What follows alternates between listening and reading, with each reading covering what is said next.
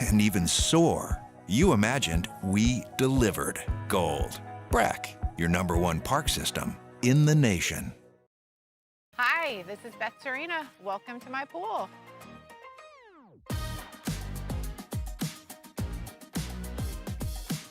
The first time I saw this beautiful pool, it exceeded every expectation that I had. They were able to get everything we wanted in this pool. It is a beautiful pool. We live out here, we eat out here, we watch TV out here. This is like our living room outside. We love this pool and everything about it. When we decided to build our pool, we called a great friend who is one of the best pool builders in the country in North Louisiana, and we said, who would you choose to build a pool in Baton Rouge? And without a hesitation, he told us Russell Pools. He said their history, tradition of great builds, great pools was unmatched. So of course, who did we call? Russell Pools. The advice I would give to anyone looking to build a pool is first call Russell Pools. They'll do an incredible job. It'll be incredibly organized. It'll be time efficient, and you will have your pool in no time.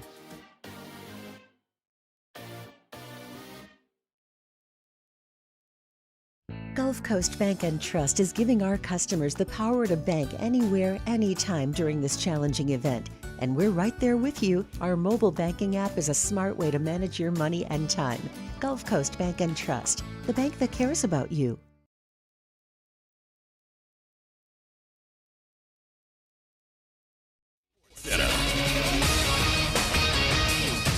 I'm Sean Ryder. After a 1-5 start to the season, the Titans have fired head coach Brian Callahan in his second season as Tennessee head coach. Eagles veteran edge rusher Zadarius Smith announcing his retirement today on social media after 11 NFL seasons with 5 different teams. Baseball game 1 of the NLCS is tonight in Milwaukee with the Brewers facing the Dodgers. Milwaukee went 6-0 against LA in the regular season. Lefty Blake Snell, who was 2-0 with a 1.38 ERA this postseason, gets the start tonight for the Dodgers. We haven't beat them, so that's good motivation if you need it. But no, I just think we're playing good team baseball. We're all in it. The chemistry between us is really strong, and the want to win every game is strong as well. And game 1 of the NLCS is on ESPN Radio and the app with coverage starting at 7:30 Eastern. We also have game 2 ALCS in Toronto. Seattle looking to take a 2-0 series lead. Mariners start Logan Gilbert. Blue Jays go with rookie Trey Savage with coverage coming up here on ESPN Radio and the app, bottom of the hour. Hey, it's your resident Super Bowl champ, Chris Candy. Coming up Tuesday, the Eagles and Lions both suffered losses in Week 6. So who will be the #1 team on my power rankings? It's Unsportsmanlike weekday mornings at 6, right here on ESPN Radio, ESPN2, and ESPNU.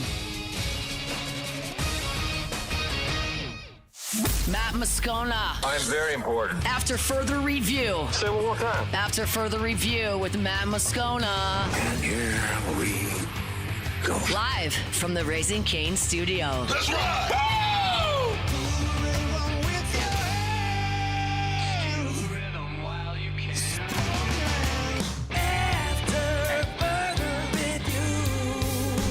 And off we go! Welcome aboard. Glad you're with us. AFR is presented by Relief Windows. I'm Matt. This is Shaq O'Neal, and I hate Matt. Paul O'Neal. They're chanting Paul O'Neal's name.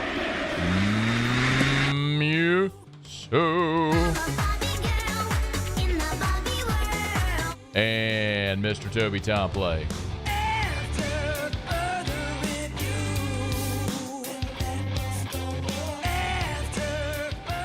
Oh, it's hitting use.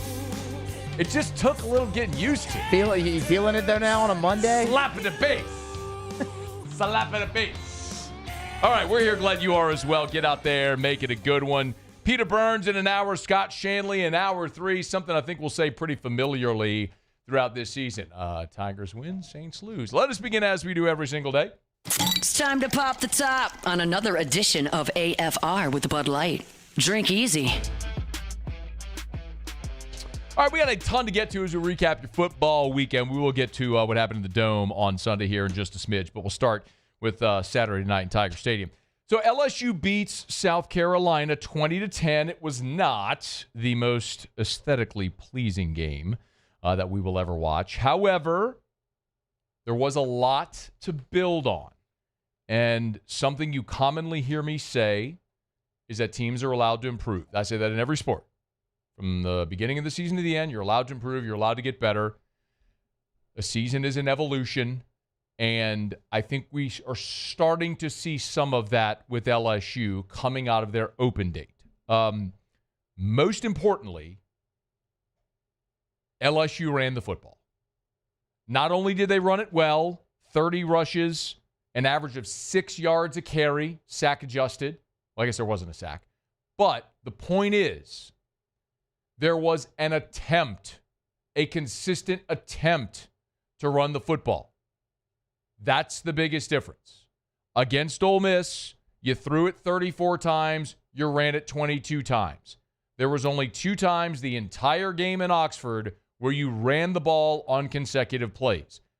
There is no reality where you are going to have success running the football where you are not committed to trying to run the football.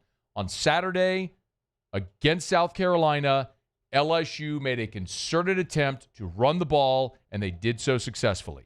And when you were able to run the ball like LSU did, you are able to take pressure off of your passing game, and more importantly, take pressure off of your defense, which is what bit you in Oxford 2 weeks ago, because your defense was on the field for 84 snaps. What if you could move the ball, play a little more consistent? By the way, Ole Miss, worst run defense in the SEC. You didn't even try. On Saturday against South Carolina, they tried and they had success. Now, it wasn't all great. The turnovers are a problem. Juwan Johnson fumbled at the goal line. It took a touchdown away. Garrett Nussmeier threw an interception at the goal line. Certainly you would have gotten at least 3 there, possibly another touchdown. Running your 2-minute drill there at the end of the first half, Garrett Nussmeier throws another interception. That was there in South Carolina territory that it was down to around the 26-yard line. So you had a chance there to get points before the end of the first half there as well. So there were times in this game where you had every opportunity to blow this thing open and run South Carolina out the building, but you didn't do it because of your own self-inflicted wounds. I would say give South Carolina credit for knocking the ball out of Juwan Johnson's hand at the goal line. The 2 interceptions felt more like Garrett Nussmeier making bad decisions, bad reads, than Carolina making great plays. That game could have been easily a 34-10, 37-10 type game. You could have been in cruise control in the fourth quarter. Instead, you were in a dogfight trying to figure out a way to close that thing out. But the good news is you were balanced on offense and you had opportunities there. And I can look at those turnovers as an outlier, as an exception, not the rule. Few other things. How about Trey'Dez Green and Kyle Parker? Both of those dudes deserve a ton of credit for how they played and the way that it all played out Saturday night. Trey'Dez Green, 11 targets, 8 catches on his 11 targets. Yes, absolutely. Throw it 11 times to the 6'7" guy who is a total mismatch on the field, not just a jump ball guy in the red zone. Yes, throw it to Trey'Dez Green. The thing that I think is also very important about Trey'Dez Green in this ballgame, not only was he your highest graded player on PFF, not only because of his 8 catches and 119 yards and a score, his run blocking grade was a 61, his pass blocking grade was a 64. Those are season highs for Trey'Dez Green, and this is why that matters. When you look at his snap counts on the season, he played 39 snaps against Clemson, 32 snaps against Louisiana Tech, 30 snaps against Ole Miss, 52 snaps against South Carolina. What's different? They made a commitment to saying, you're not coming off the field. LSU ran 66 plays. Trey'Dez Green was on the field for 52 of them. Yeah, he's a freak show. He's a mismatch. Don't take him off the field, and then you're not predictable by personnel. You can do that when he catches 8 of his 11 targets and his run and pass blocking grades are as good as they were. Outstanding. I'd say the same for Kyle Parker. Remember, Kyle Parker last year when Chris Hilton got hurt, he was the guy who got the first opportunity at that X position. So, and then, of course, he had the hand injury. He had a beautiful touchdown catch, remember, against UCLA. Had the hand injury that cost him a chunk of last year. But they believe in Kyle Parker. And he may not be the flashy talker, sizzle wide receiver, but man, is he effective. He was your second highest graded player of the day by Pro Football Focus. And I think Kyle Parker's catch and run, the 43-yard touchdown, was the biggest play of the game. Remember, your turnovers didn't allow you to get distance in this game. Carolina gets a field goal to start the second half. They tie it at 10, and you come right back. 4-play drive, boom. Parker, 43-yard catch and run. And remember, the 43-yard catch and run came after Weston Davis's holding penalty, so that was a 1st and 20 when he had that catch and run for the touchdown. Huge play. The defense continues to be elite. But for the 72-yard touchdown run, you allowed 245 yards and 3 points. South Carolina, it has been a struggle offensively for them this year. You're a good defense. You needed to put them in a chokehold. You did. I thought that was fantastic. The 72-yarder, that's a bummer. You didn't have good run fits, and TaMarcus Cooley had a shot at making the tackle. He went high instead of low, bounced off of him, and unfortunately, it was a house call. That will cost you in another game. Thankfully, it didn't cost you in this game, and notably, it could cost you this week when you go to Vanderbilt, because the one thing Vanderbilt does really well is run the football and use misdirection and make you be gap disciplined. So we'll talk about that a lot as the week goes along. But aside from that, you were great. 5 sacks, 6 TFLs, an interception, 4 pass breakups, 7 quarterback hurries. You harassed Lenora Sellers the entire night. And because he is a physical freak, you had a hard time getting him on the ground. And that's a hat tip to Lenora Sellers for being a physical freak. But Blake Baker, his scheme affected Sellers throughout the entire night, and it really limited what South Carolina was able to do. We don't talk about it enough, but hat tip to special teams. Damian Ramos, 2 for 2 on field goals. Grant Chadwick averaged 55 yards per punt, including a 71-yarder. It wasn't all great. Aaron Burrell did kick one out of bounds. Xavier Thomas decided to run backwards on a punt return. It was down at the 1-yard line. But for the most part, you were really good in the third phase as well. Listen, we look at this team, and there's a few things that are very obvious. LSU's defense is going to give you a chance to win every game you play. We can all agree on that. Even as bad as it looked against Ole Miss, that was a 5-point game, and you had a shot. You had a shot. Garrett Nussmeier looked healthy. Can we all agree on that? They talked about having the chip in the football and the RPMs and the velocity and all that sort of stuff. Can we all agree that Nuss looked like Garrett Nussmeier? Good. Brian Kelly said they'd shut him down through the bye week. They did. He looks more like himself and continue to get better. And you showed a commitment to running the football. This LSU team is capable of beating any team on its schedule. Hear me. I'm not saying they're going to beat every team on their schedule. I said they are capable of beating any team on the schedule. Florida State, who it turns out ain't very good, beat Alabama.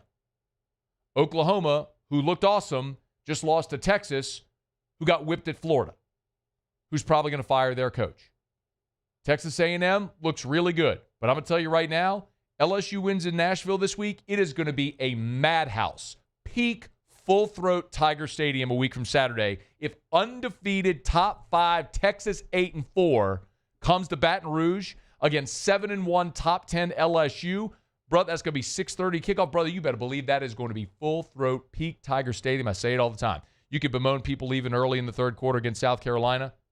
There is no better big game venue in all of sports than Tiger Stadium. And a week from Saturday will be a massive game if LSU goes and takes care of business this week against Vanderbilt.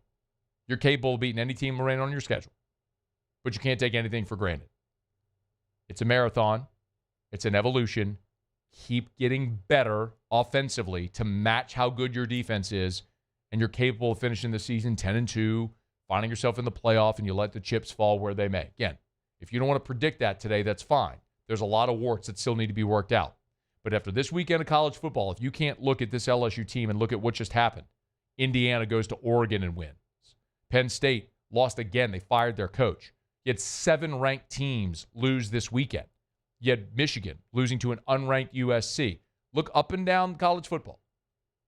Parity is driving this sport right now, and you got a shot if you can keep improving offensively. You're at the halfway point. You're 5-1. Every one of your goals is right in front of you. So just keep improving. All right, it's after further review. Show Open Every Day is brought to you by Bud Light. Drink easy with the great taste of Bud Light, the official beer of AFR, the official beer of your Fighting Tigers, of LSU, and of the New Orleans Saints. Of course, Love telling you about our friends over at Mockler, great community partners at Mockler Beverage. They've been serving our community for 4 decades now. Always encourage you to check out Mockler on social media whenever they're going to be present at an event somewhere, a concert, a pop-up, an opportunity to go at a fundraiser. You'll see them everywhere. They were out at Tiger Stadium this past weekend as well. Drink easy with the great taste of Bud Light, the official beer of AFR, the official beer of the LSU Tigers, and the official beer of your New Orleans Saints. All right, y'all, it is After Further Review. Monday shows are brought to you by Relief Windows, Windows door siding. They do shutters as well, Relief Windows and reliefwindows.com. Let me knock out a quick break. When we come back, the New Orleans Saints lose. They fall to 5-1 after dropping a decision Sunday in the Dome to the Patriots. What are our big takeaways? We're going to get to that as we continue. We will go around the SEC. Peter Burns in 45 minutes. Lot loaded, ton to do. Glad you're here. It's AFR. After Further Review.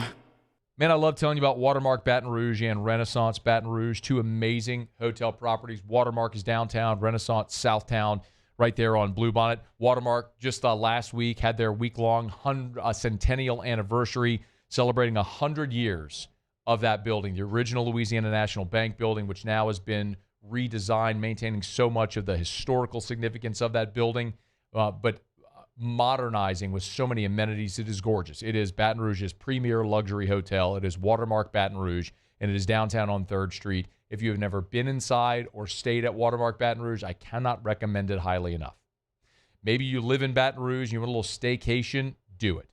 Maybe you want to hang out for, on a game day. LSU's going to play A&M in a couple weeks. Stay at Watermark. Easy drive down Nicholson into campus. You could traverse around downtown, walk to all the bars. It's an awesome spot. Or just hang out there in the lobby bar at Watermark Baton Rouge. It is Watermark Baton Rouge. We typically think of stress as being bad for us. At Our Lady of the Lake and LSU, we are researching how certain types of stress, such as exercise, can be good for our immune health. By studying people under extreme stress, such as athletes, astronauts, service members, and first responders, we're learning how to improve the immune health of everyone. That's the power of research. That's the impact of champions. Together, we roar. At Luba Workers' Comp, our journey began over 30 years ago with a simple belief. Our clients come first. At Luba, our business has always been focused on people, not policies. Through every success and challenge, we've continued to grow because we've stayed true to our values, committed to providing you with genuine dependability. Because your well-being is more than a priority. It's our purpose.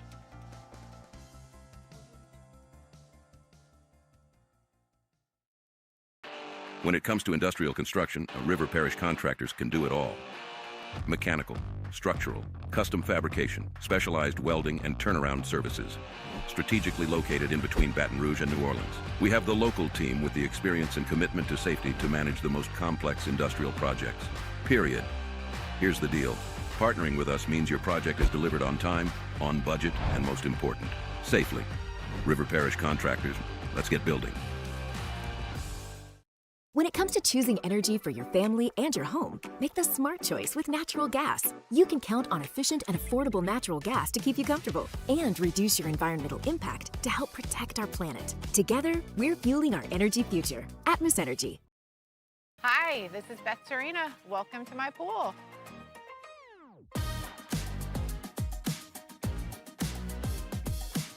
The first time I saw this beautiful pool, it exceeded every expectation that I had. They were able to get everything we wanted in this pool. It is a beautiful pool. We live out here. We eat out here. We watch TV out here. This is like our living room outside. We love this pool and everything about it. When we decided to build our pool, we called a great friend who is one of the best pool builders in the country in North Louisiana, and we said, who would you choose to build a pool in Baton Rouge? And without a hesitation, he told us Russell Pools. He said their history, tradition of great builds, great pools was unmatched. So of course, who did we call? Russell Pools. The advice I would give to anyone looking to build a pool is first call Russell Pools. They'll do an incredible job. It'll be incredibly organized. It'll be time efficient, and you will have your pool in no time.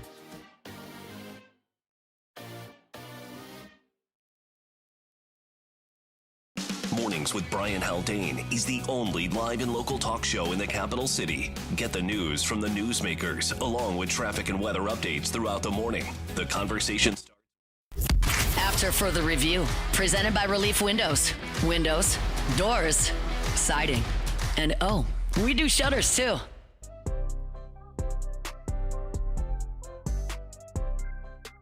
Potentially leave enough time for the Saints to get it back, but now the Patriots threatening. May takes a shot down the field. It's Booty.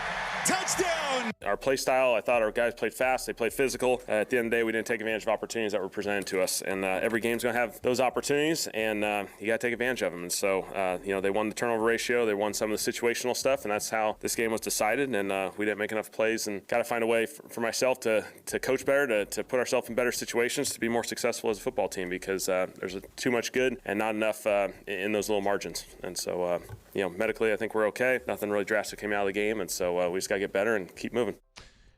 Saints fall to the New England Patriots 25-19. They fall to 1-5 on the season. Another game in the Dome where New Orleans had opportunities. It was a competitive game, but as we all know, the margin of victory in the NFL, the margin for error is so slim that you can't let opportunities pass you by. And I'll tell you, the Saints remain competitive, but there are two things that are killing this team right now and preventing them from winning games.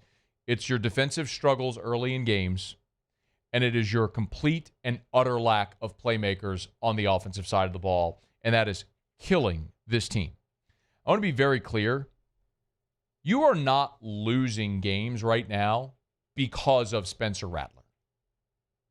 I don't know that there is a large contingent of people arguing that you are, but Spencer Rattler isn't the reason you're losing.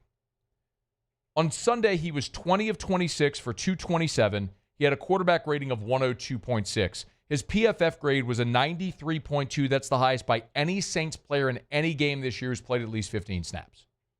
He is playing efficient, he is protecting the football, and he is giving your playmakers opportunities to make plays. They are not obliging. And that is your biggest problem right now. I could hear an argument that Spencer Rattler isn't elevating the team. Okay, I could hear that. So as to say, if you were to take Patrick Mahomes and put him on this team, how much better is the offense? I don't know the answer to that. Or Josh Allen. Maybe you win a couple of the games that you've lost. I don't know. That could certainly be up for debate.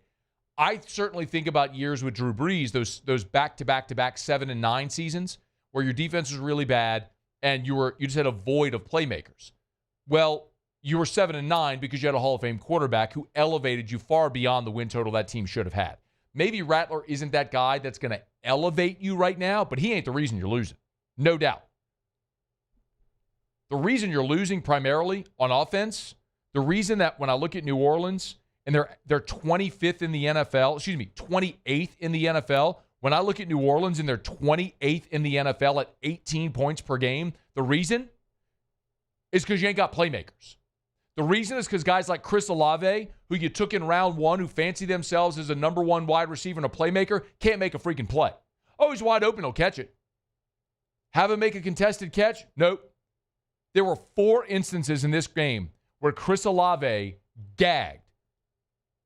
In the second quarter, this play right here, Chris Olave down the right sideline, Rattler drops it in a bucket. Olave lets it go off his hands. They go show the replay, and the defensive back grazes Olave's bicep, causing the incompletion. Forgive me, I watched Odell Beckham catch a ball with 3 friggin' fingers with a defender all over it. You could tell me a defender grazing your bicep is cause not to make this catch? Kick rocks. Third quarter, 3rd and 17. Rattler evades a rush, throws the ball down the left sideline. Olave goes up, has it in his hands, comes down, can't hold on to it. Actually should have been a fumble. Make the catch. Later in the third quarter, Olave had a drop. In the fourth quarter, when you're trying to go down and potentially score a game-tying touchdown, Rattler evades the rush. Difficult play with pressure bearing down on him. Rattler evades the rush, throws one over the middle. It's high because he's off balance. Olave goes up, gets his hands on it, can't haul it in. Make a play. You want a contrast? Look at what Kayshon Boutte did on his 2 touchdowns. The first one, he's got Quincy Riley all over him. They're like fighting to pull the ball away from him going down to the ground. Touchdown. Later, he fights through contact to make the catch and gets into the end zone. Make a play.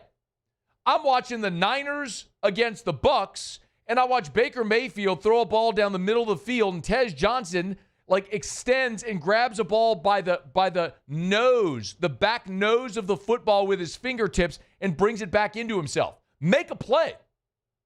I wouldn't be this hard on Chris Olave if he was an undrafted rookie free agent. If this was Mason Tipton, I'd be like, all right, that's why you were a UDFA. Chris Olave was a first-round pick. You picked up the fifth-year option. You expect him to be a number one. He ain't a number one. He don't get open. He don't catch the ball. He doesn't make contested catches. He is a mid-NFL receiver. He's a guy that should be on a roster who will catch the ball and get open and make some plays for you, but he is not going to make the jaw-dropping plays that elevate an offense. And let's talk about Juwan Johnson. There's a guy that was an undrafted free agent. However, he has now earned his second contract. You have paid that man to be a playmaker in your offense. It is inexcusable that you're going for a winning score, potential winning score, and Juwan Johnson fumbles in the middle of the field, doing his best Jared Cook. It is so hard for me to sit here and try to criticize Spencer Rattler because of his win-loss record when the dudes around him that you're paying to be dudes are not. Kelvin Banks had a penalty that brought a big play back. It was the Devon Vele 23-yarder that would have put you down at the 5-yard line. Called back because of Kelvin Banks holding. You got behind the sticks because of a false start on your center, Eric McCoy, who's a great player, but these are the types of plays that guys you are counting on that you have paid to be impact players on your team are not making, and that's crushing. We talked about it leading up to the draft.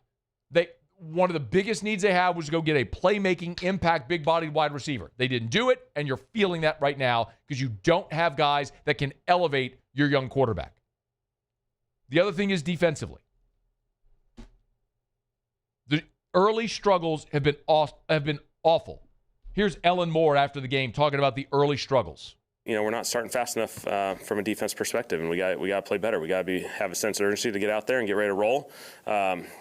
You know, that's a couple weeks in a row in that scenario, and so that's not the formula we want to be feeling like we're playing behind for a little while. And so, again, we got to take advantage of opportunities, and they come in all 4 quarters, and every moment is the same value from the first quarter all the way through the fourth quarter. Do you realize this is 4 consecutive games? 4 consecutive games where the New Orleans Saints defense has allowed its opponent to score touchdowns on each of its first 2 drives?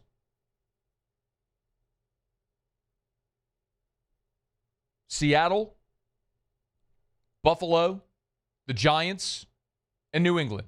4 straight games, you've allowed your opponent to get in the end zone on their first 2 drives. And your offense, which is void of playmakers, is now having to dig itself out of this hole that your defense puts it in early. Inexcusable. Defense has got to be able to get stops early. Offense has got to be able to finish drives, which is another issue. You settled for a 34 and a 38-yard field goal in this ballgame. When you get into the red zone, you've got to be able to score touchdowns, and this team is not very good at doing it. Now, in fairness, number 1, hat tip to Blake Grupe, because we've crushed him, deservedly so. 10 of his first 15 this season, he missed 5 kicks in 5 games. That's awful. He was 4 for 4. Made a couple from 50-plus. Good. I hope that continues. And defensively, after allowing 22 points in the first half, you allowed only 3 in the second half. So the defense did find a way to get stops in the second half. That was fine to see. You got to be better early in the game so your offense isn't playing from behind so much and the terms are being dictated to you throughout the course of the game. One more thing I hated to see were the young defensive backs struggle. The 3 lowest graded players on the entire team from Pro Football Focus, the 3 lowest graded players on the entire team, Quincy Riley, Jonas Sanker, Kool-Aid McKinstry. Your 3 young defensive backs were the 3 lowest graded players for the entire game. And I've pretty consistently said that I'm not so much concerned with wins and losses this year. I know what this season is, what this team is, and what they're going to be. So I'm not going to sit here and yell about the Saints losing games. What I will yell about expensive veteran players like Chris Olave grabbing the throat and continuing to underperform their contract. I will be disappointed in young players that you use draft capital on that you're hoping can become cornerstones of the franchise not playing well. Sanker got burned deep. When you're a free safety, the one thing you can't let happen is a guy get behind you. 53-yard touchdown on the first possession of the game. They hit another 60-yarder in the game. They got called back because of a bogus penalty. But anyway, they had 2 gigantic pass plays called back because of bogus penalties. Quincy Riley was brutal, and Kool-Aid McKinstry continues to be brutal. And I know they gave him NFC Defensive Player of the Week last week, and I wonder if anybody watched the game. So he caught 2 punts that went as interceptions. So you give him Defensive Player of the Week. Did you watch his PI? Did you watch him get burned? Did you watch him get a big boy in the end zone by the tight end from the Giants? Like, he ain't a good player right now. He is certainly, like Chris Olave, not a number 1. Kool-Aid is not a number 1 corner. He cannot handle an opponent's number 1 receiver. He cannot handle Stephon Diggs yesterday. He might be a good nickel today in the NFL, and he can improve. But as of right now, very disappointing by the young defensive backs that got taken to school by a second-year player in Drake May, who's a first-year starter. Well, he started, I guess, a little bit at the end of last year. A veteran in Stephon Diggs, Kayshon Boutte, who's trying to find his way professionally, and a non-existent running game from New England. And your secondary couldn't do a thing with him. Very disappointing yesterday. So the Saints are 1-5. They hit the road to take on the Bears. The Bears will be on a short week. They play tonight on Monday Night Football. See if the Saints can start faster defensively, finish some drives, and maybe can somebody make a freaking play. We're brought to you by Shawbills Tire and Auto Service, ShawBillsTire.com. Locations all over South Louisiana. You need tires. Of course, you want to get the best tires at the cheapest price, so you go to Shawbills. They've been around since 1968. ShawBillsTire.com, ShawBillsTire.com. Always encourage you to go to the website, as I just mentioned, ShawBillsTire.com, ShawBillsTire.com. Hit the promotions tab at the top of the page. It's a little drop-down button, and then there's all promotions. So you can see every single promotion that they have going on right now at Shawbills on things like Firestone, Bridgestone, Michelin, BF Goodrich, all of the best tire brands in the world for the cheapest price possible. You get it one place at Shawbills, and of course, they'll treat you like family. So anything you need done, any service you need done on your vehicle, Shawbills can help you out. Go to ShawBillsTire.com, ShawBillsTire.com. Shawbills, where we keep you rolling. All right, it is After Further Review. Monday show is brought to you by Relief Windows. We're going to knock out a quick break, go around the SEC. Every Thursday, Muse, Paulie, and I tell you what we're keeping an eye on the football weekend. We come back on Monday and recap it. So we'll do what we learned here in about 15 minutes. We'll also get to our college football takeaways in hour number 3. And I do have thoughts on Penn State firing James Franklin and who might be next there in Happy Valley. We'll get to all of it today as we're here recapping a busy football weekend, and glad to have you hanging out on AFR. AFR. If you want to feel like your younger self, it's possible. Remember what it was like to wake up in the morning, be rip-roaring, ready to go, tons of energy? Remember what it was like to wake up and not be achy all the time? Remember what it was like to have a really strong libido? Remember what it was like to get into the gym, build muscle, burn fat, be energized when you got in the gym and actually have productive workouts? Remember what that was like? It's possible. It's hormone replacement therapy. I guarantee you know people who are on hormone therapy. I am. I've been for 9 years. It's amazing. It's life-changing. And the truth is, every single human, no matter who you are, as we age, our bodies produce less of the hormones that contribute to how we feel. At Goodwood Men's Sexual Wellness, they can safely, affordably supplement to get you to healthy levels so you feel better. And they have the lowest prices and never any contracts. No contracts. Give it a try. What do you have to lose? Visit yourgoodwood.com, yourgoodwood.com. Raising Cane's is our victory meal. Football fans are some of the most dedicated fans in sports. It's a fundamental quality we share, and that fuels every single order of our hand-battered chicken fingers. Wherever there's football, there's Raising Cane's. One love. Let's go. At Bayou Automotive, we believe in a sales process that puts you first. We want you to experience an easy purchase with clear pricing and great service. Let Bayou Ford and Bayou Chrysler Dodge Jeep Ram be your trusted partners in finding your perfect vehicle. The crew at Bayou Automotive is going to do right by you. Today, we are shaping tomorrow. We are researching how extreme stress impacts the immune system, from trauma victims to athletes and even astronauts. Our work is leading the way in sepsis treatment, saving countless lives. We're unlocking the mind with music in exciting new ways. Our Lady of the Lake Health and LSU are improving the health of our state. That's the impact of champions. Imagine the impact we'll have on the future. Together, we roar. These are the luckiest ice cubes in the world. They could have been a thankless bed for an all-you-can-eat salad bar. But instead, they've been called upon to cradle and cool a crisp, refreshing Dos Equis. Looks like the lucky just got luckier. Dos Equis. At Auctioner, we know healing is a team sport. That's why we've partnered with world-renowned orthopedic surgeon Dr. James Andrews to create the Auctioner Andrews Orthopedics and Sports Medicine Institute. Whether you're a professional athlete or a weekend warrior, our team of specialists are dedicated to getting you back in the game. So whatever your reasons are for reaching your personal best, we've only got one: you. Auctioner Andrews Institute. Long live you. Need security services you can count on? With Veteran Security Services, you're always protected. Locally owned and proudly serving the Gulf Coast, they're not some big national firm chasing profits. They're neighbors protecting neighbors. From petrochemical plants and healthcare facilities to port and maritime operations, Veteran Security delivers reliable protection you can trust. Choose community. Choose confidence. Choose Veteran Security Services. Visit veteransecurityfirm.com. My father, J.B. Falgu, had a vision of growth for First American Bank and the communities we serve. The bank's foundation was built on his legacy of compassion, loyalty, and dedication. Through his years of leadership, First American has prospered to heights even J.B. could not have imagined. I know my father would be extremely proud of the customer service and financial stability that First American provides to Southeast.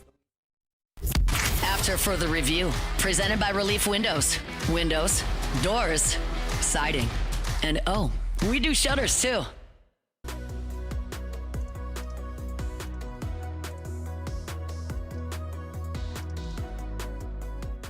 Darren Anderson looked good. We'll continue to progress with him. Caden Durham had, a hip pointer, which was mild, but one that affected him a little bit. He'll be fine. Braylon Moore had a stinger, but under control. We took an MRI. It looked good. Paul Mabanger is making progress. We expect him to be available this week. And Nussmeier had a slight ankle sprain, not a high ankle sprain, but a medial, and we feel like he's going to be fine. The Nussmeier thing was weird. The hit he took, where he started limped off the field and then went down, you kind of hear the crowd audibly groan when he went back down.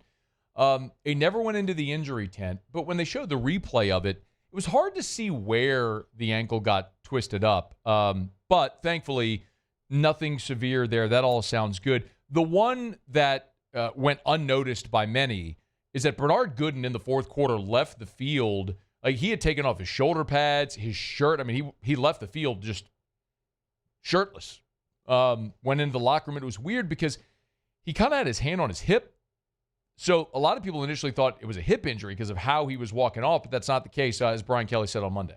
Bruised collarbone. Very sore right now, but clean, no break. So this is a short-time thing, and one he'll have to manage the pain relative to how we go through the week. I do think that's significant. Obviously, he's been your most explosive interior player. But remember, you're already down Gabe Relaford for the season. Jamari Butler suffered an ankle injury on Saturday. He did not return, but Kelly said the prognosis there was really good. But now you're potentially down Gooden. We'll see how it goes this week. I mean, that defensive line, which had been really veteran and really deep, the depth is now getting tested a little bit. So hopefully you can keep it together here with these guys and get to that second bye week before you head to November, where you've got Bama and Western Kentucky, Arkansas, and Oklahoma for that stretch run. So in any event, something to keep an eye on there with Bernard Gooden with the bruised collarbone, but thankfully not broken, because that would be really devastating if you had lost good for any length of time. All right, it's After Further Review. We're glad you're with us. We're brought to you by Parish Construction and Roofing, parishbuilt.com, parishbuilt.com. Tell you every day, do business with someone you know. That's me and Terrio and Tilly and Joe Morales. From claim to cleanup, we can help with everything. Doesn't matter if it's a repair, a replacement, if it's residential, if it's your big commercial roof, industrial roof, we can help you with all of it, and we touch every point of the state of Louisiana. So no matter where you are in Louisiana, we'd love to help you out. You can always go to the website, parishbuilt.com, parishbuilt.com. Just fill out the form on the homepage. We'll get in touch. One of our inspectors will be out to the house. We'd love to give you that free, no-obligation roofing inspection. Great time of year right now as the weather's getting nice to get that roof checked on. So let us come give you that free, no-obligation roofing inspection. If you can't remember the last time you had a roof inspection, it's probably time. Go to parishbuilt.com, parishbuilt.com. Do business with someone you know, Parish Construction and Roofing. Okay, do it every day about this time. Let's go around the SEC. Around the SEC, bringing you the biggest news from the nation's best conference. Texas A&M! Mike Elko announced that running back Le'Veon Moss will be out for, quote, a significant period of time with an ankle injury. Moss left Saturday night's game against Florida early in the second quarter, was assisted off the field. It's devastating. Of course, Baton Rouge, a Struma product, who his season last year came to a premature end due to injury. So finished the night with 5 carries for 46 yards. We'll see how long Moss is out. Of course, the Aggies come to Baton Rouge a week from Saturday. The Alabama Crimson Tide. Jam Miller left the Alabama-Missouri game, and apparently he's going through the concussion protocol after taking a hit to the head in Saturday's win at Mizzou. Kalen DeBoer gave that update Monday to reporters. He led Alabama in rushing a year ago, despite missing the first 3 games of the season with a collarbone injury. He's leading Alabama in rushing this year as well. Redshirt freshman Kevin Riley filled in for him. The Auburn Tigers. Running back Damari Alston is no longer with the Auburn team. Hugh Freeze said, quote, he failed to meet the expectations and standards of our program. He won't be playing here anymore. Senior Alston had appeared in only 4 games for the Tigers this season, who are 3-3, had missed a pair of games with a shoulder injury. The Georgia Bulldogs. Kirby Smart gave an update on Chauncey Bowens and Juan Gaston. Bowens, of course, is the leading rusher, their tailback. Had a pair of runs early in the second quarter, then didn't return until midway through the third quarter. Apparently it's a hamstring injury, but not expected to be significant, according to Smart. And then freshman Juan Gaston, the starting right tackle, left the game because of an ankle injury that caused him not to finish 3 games already this season. He's going to give it a go on Monday, but they'll keep an eye on it. The South Carolina Gamecocks. Tony Morrell of the Big Spur was the first to report that South Carolina's offensive line coach, Lonnie Teasley, has been fired, and that Sean Elliott has been moved into that role as the new offensive line coach. Elliott's previous role was as tight ends coach. Again, Teasley's no longer on the staff. Elliott previously was the Gamecocks offensive line coach under Steve Spurrier from 2010 to 2015 and under Will Muschamp in 2016. The Missouri Tigers. And 3-star safety Carter Stewart has flipped his commitment from Utah to Mizzou. 3-star, had been committed to Utah since June 16th. He's the 17th commit of Missouri's 2026 class. All right, there you have it. That is around the SEC. It's After Further Review. We're glad to have you hanging out with us here. Our Monday shows are brought to you by Relief Windows and ReliefWindows.com. Windows door siding. Oh, yeah, they do shutters as well. Relief Windows and ReliefWindows.com. All right, y'all, glad to have you hanging out with us. Remember, you can always, if you want to, you can email us, tweet us, or text us in the 225 at 396-4400, 396-4400, 396-4400. Lots of ways you can get involved in the show. And remember, you can always get content for free at louisianasports.net. If you haven't checked it out, there's tons of good stuff up there. Otterlocks is already posted. Of course, Jimmy joins us at the end of every show. But if you want Otterlocks, he's already got them up right now over at louisianasports.net. It's right there under the latest stories if you want to grab it right now. All right, it's After Further Review. Let's knock out a quick break. Come back. Every Thursday, Muse, Paulie, and I tell you 3 things we're watching in the football weekend. We come back in Monday to talk about it. So we'll do that next on AFR. AFR. If you're a business owner and you want Q4 to be the most productive it can be, so you finish 2025 with a bang, you need the right people. That much we know. You got to have the right people. Who helps you find the right people? That's where Glow Resources comes in. They are not a temp staffing agency, so let's be clear about that up front. They are not a temp staffing agency. They're finding permanent solutions for you. Well, what sectors? Any. It literally doesn't matter. If it's skilled blue-collar labor that you need, they specialize in that. Crane operators, heavy machinery and heavy equipment operators, welders, pipe fitters. They can find skilled blue-collar labor for you. Maybe you need C-level management. They can help you there as well. Their professional placement division can find any type of office job for you. And it doesn't matter where your business is located or where they work. They can help you find employees anywhere for work done anywhere. So check them out online at glowresources.com. G-L-O, glowresources.com. In South Louisiana, you can always count on good people coming together to help our children. At Dreams Come True, we grant wishes for Louisiana children with life-threatening illnesses. But to do this, we need funds. That's why we're trying to raise $100,000 for Dreams Come True by giving away the Blessed Children's School. Make your backyard's dream come true while helping our kids. Just go to dreampoolla.com and you can find out how your $25 donation might help win you a Duplessis pool. Parish Construction and Roofing. This is Coach Kim Mulkey. Go to parishbuilt.com for all of your roofing needs. From your hometown, parishbuilt.com. My father, J.B. Falgu, had a vision of growth for First American Bank and the communities we serve. The bank's foundation was built on his legacy of compassion, loyalty, and dedication. Through his years of leadership, First American has prospered to heights even J.B. could not have imagined.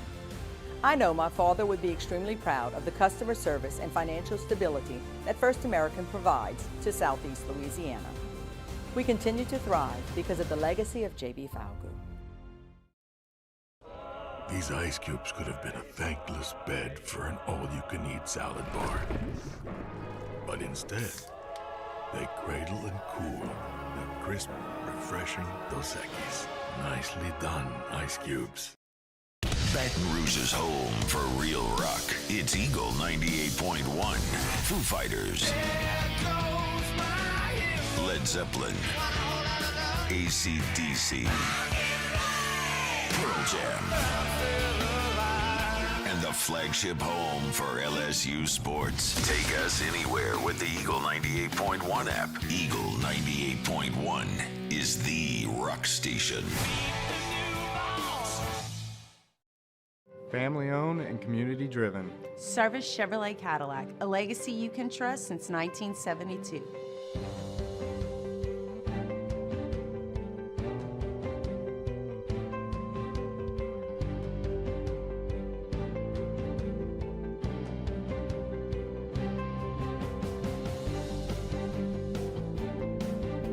Service Chevrolet Cadillac, our family serving your family. For over 50 years.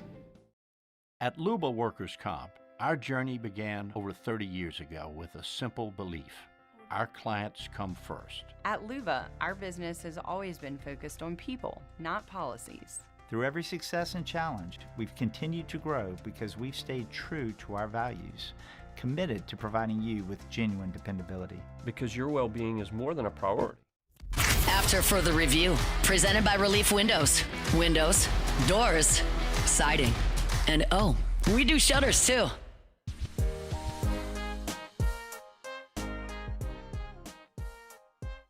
Congratulations to Santa Maria quarterback Cooper Babin and Santa Maria female wrestler Michaela Byington, our Heart of the Game athletes for the month of September, presented by First American Bank and Trust. Both Cooper and Michaela have proven themselves as standout athletes, earning a $250 gift card and a custom plaque in recognition of their achievements. Don't forget, nominations are now open for the next High School Athlete of the Month. Submit yours today at 1045ESPN.com. Yeah, that's really cool. If you want to nominate a high school athlete, both a boy and a girl, just go to 1045ESPN.com. Right on the flipper, you'll see the heart of the game. It doesn't matter what sport. Just go to 1045ESPN.com. You see it on the flipper. The Heart of the Game award is right there. It's really easy. You just tell the nominations are open for the month, and then are open for a week. Then the voting goes on, and then we'll announce the winner at the end of each month. So, congrats to Cooper and who was the Michaela Byington. Michaela Byington. So, congrats to Cooper and Michaela for their wins here this past month. All right, it's after further review. We're glad to have you hanging out with us here. We'll get to Peter Burns in 15 minutes from right now. Talk about the weekend that was in the Southeastern Conference. it just continues to be the picture becomes clearer and clearer that the picture isn't clear. Texas, after losing to Florida, goes and beats Oklahoma. We're talking about with Dari on Friday. Whatever you expect in that game, it's probably going to happen to the inverse because that's just how it typically goes in that series. But it's just such a wide open race right now because there's just nothing that seems absolute in the SEC right now. So the 8 teams at the top half of the league that are all saying, why not me? You're right. Why not you? So keep plugging away. Okay, every Thursday, Muse, Paulie, and I, we give you 3 things we're keeping an eye on for the football weekend. We come back here, talk about it on Monday. We call it What We Learned. Let's do it. We watched. Now, let's review. All right, Matthew, Sean, Muso, start us off. Yeah, no, that's not it either. But we'll start Red River Shootout, game you just mentioned, and we were keeping a close eye on this one. The line movement was crazy with John Mateer all week. Texas, the unranked team, ended up closing as the favorite, by the way. Got the win, shocker. They did it behind a really efficient day for Arch Manning and dominating defense. Told you, liked the under in that one, and boy, it cleared. But 166 for Arch, 34 on the ground, didn't turn the ball over. He was great. Mateer, 3 interceptions, man. Some really poor decisions. He says the thumb didn't bother him. We'll keep an eye on that, though, as the season goes along for Oklahoma, and he continues to recover. I was watching Ohio State and Illinois. Ohio State knocks off Illinois 34-16. Julian Sayin threw for 166 and 2 touchdowns. Running back C.J. Donaldson ran for 2 scores as well. The Ohio State defense forced 3 turnovers that resulted in 21 points. Ohio State has now won 10 straight against Illinois. Ooh. My first one was actually hasn't happened yet. It was Monday Night Football with the Bears and the Commanders. A matchup of the first and second overall picks from a year ago with Caleb Williams, Jaden Daniels.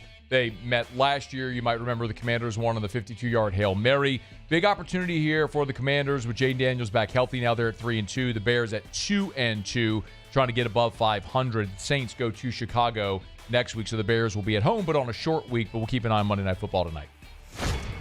We're looking at the Ravens, see if they could knock off the Rams. Boy, could they not. 17-3, they were losers. 3 turnovers. Derrick Henry didn't fumble the ball, so I guess that's a positive. But that was a big one for the Ravens, man. They fall to 1-5. They still might not get Lamar Jackson back in Week 7. AFC North's not good, but they feel pretty dead right now. I was watching Joe Flacco's debut with the Bengals. So Joe Flacco was the Browns starting quarterback 3 weeks ago when they beat the Packers 13-10. So could he beat the Packers this time around? No. No, he didn't. 40-year-old Joe Flacco, 29 of 45. They had an early lead. They did. They did. But it did. Yeah, it did. He threw for 2 touchdowns. The Bengals now lost 4 straight. I was keeping an eye on Kansas City because the Chefs lost a heartbreaker to Jacksonville, where Trevor Lawrence fell down, got up and scored because no one bothered to touch him. And that dropped the Chefs below 500. So could they finally creep back to 500? Sunday Night Football at home against Detroit, despite a baffling call at the start of the game where it looked like Jared Goff had scored a touchdown and they took it off the board for some reason. Kansas City ends up outpacing the Lions. They win it 30-17. So the Chefs are now 3-3, climbing out of their early hole, and they look more, as they get healthier and healthier, they look more and more like the Chefs. We can't do this segment every week without mentioning the Big 12, so I'll go ahead and do that. Texas Tech and Kansas. Thought it was a sneaky game. Man, the first half delivered 21-7. I thought that was college football takeaways where we mentioned Big 12. Well, we mention them all the time because it's just wacky and fun, Yeah, the Big 12. It is. 21-17 at the break. But then, man, that Texas Tech defense really just put the clamps on Jalen Daniels and the Jayhawks, outscoring them 21-0 behind good defense and 372 yards rushing. Cameron Dickey with 263 on his own. The Red Raiders, man, they keep on rolling. Looks like money well spent so far. And I was watching Seahawks and Jaguars. The Seahawks win 20-12. Sam Darnold threw for 295 and 2 touchdowns. Justin Smith-Njigba continues to have a great season. He had 8 catches for 162 and a score. The Jaguars take a step back after winning that thriller against Kansas City. Both teams now 4-2. Finally, I was keeping an eye on a top 10 matchup nobody would ever seen coming. Number 7, Indiana at number 3, Oregon. And the Hoosiers got it done 30-20. And actually, Probably shouldn't have even been that close because they throw a late pick six that tied the ball game, and then they came back and outscored Oregon by 10 the rest of the way. So no fluke there with the Hoosiers, who very, very much look like they are a for really, really real contender. You don't go to Autzen and win by double digits without being for real, and it certainly appears as though the Hoosiers are. What a win for Kurt Cignetti. Now, can they keep him, or does he go to Penn State? The plot thickens. All right, that's what we learned from the football weekend. We are brought to you by South Point Volkswagen and SouthPointVW.com. New and certified pre-owned in Baton Rouge and online at SouthPointVW.com. You can always get online and check them out at SouthPointVW.com. Right now, they have a $2,000 conquest bonus. That's for current owners and lessees of select vehicles who lease through Volkswagen Financial Services. So you can check out more of the inventory there at SouthPointVW.com. It's right there on the homepage at SouthPointVW.com. You can view the inventory. Remember, every year, make, model, body, style, price, you can shop it right there at SouthPointVW.com. New and certified pre-owned. So check them out there. Hey, look, if you want to buy a pre-owned vehicle, great. They have tons of inventory, and not just Volkswagens. Yes, they do have Volkswagens with the extended warranty, but they got all different makes and models. Like there's a 2020 Nissan Pathfinder, a 22 Toyota Camry. There's a 2020 Subaru Outback, a 2014 Nissan Pathfinder. So tons of different options at South Point Volkswagen. Airline just north of Highland or SouthPointVW.com. South Point Volkswagen, what's your direction? All right, it is After Further Review. We are glad to have you aboard with us. Peter Burns, in about 6 minutes from right now. We'll have Scott Shanley coming up in hour number 3. I do want to talk to Shanley about, in particular, about the position he played. Not sure if you noticed, but Ross Jackson's got a really good piece up right now about this. It's something that probably went unseen by many, but Pete Werner saw his reps at linebacker Sunday take a little bit of a ding as they got both Isaiah Stallbird and Danny Stutzman reps at linebacker. Not significant reps, but when you combine the two, they went for more than 20 snaps, and we saw Pete Werner have his lowest snap count since 2023. So are we starting to see a little bit of a changing of the guard there? I mean, obviously New Orleans is going to have to make a decision on Pete Werner and his long-term future with the team and the investment that they made draft-wise in Danny Stutzman and a young guy in Isaiah Stallbird who continues to make the most of his opportunity. So we'll talk about that with Scott Shanley coming up in hour 3. SportsCenter is next. AFR. Hey, we're brought to you by Arco Power Systems. And look, we're still in the middle of hurricane season. I know it doesn't feel like it. It's been a quiet season. Thank goodness for that. But I was watching the weather this morning. They were showing all the activity in the tropics, and thankfully a lot of storm systems moving farther out into the Atlantic. But it's a good reminder that at any point a storm could pop up, even during the winter months when we have ice and snowstorms from time to time, even in South Louisiana. Arco Power Systems is who you want to call. Now listen, even if you're listening or watching outside of Baton Rouge, I know there's a lot of people. If you're on our affiliates in Lafayette, Lake Charles, Alexandria, if you're listening or watching online anywhere in the state or in Texas, look, Arco Power Systems goes as far. They have brick and mortar office in San Antonio, Houston, Austin, Dallas, Little Rock, east to Mobile. The bottom line is, if you need industrial generator power for your business, you need Arco Power Systems. ARCCO, arco.com. Trust isn't given, it's earned by showing up, leading the way, and performing at your best when it matters most.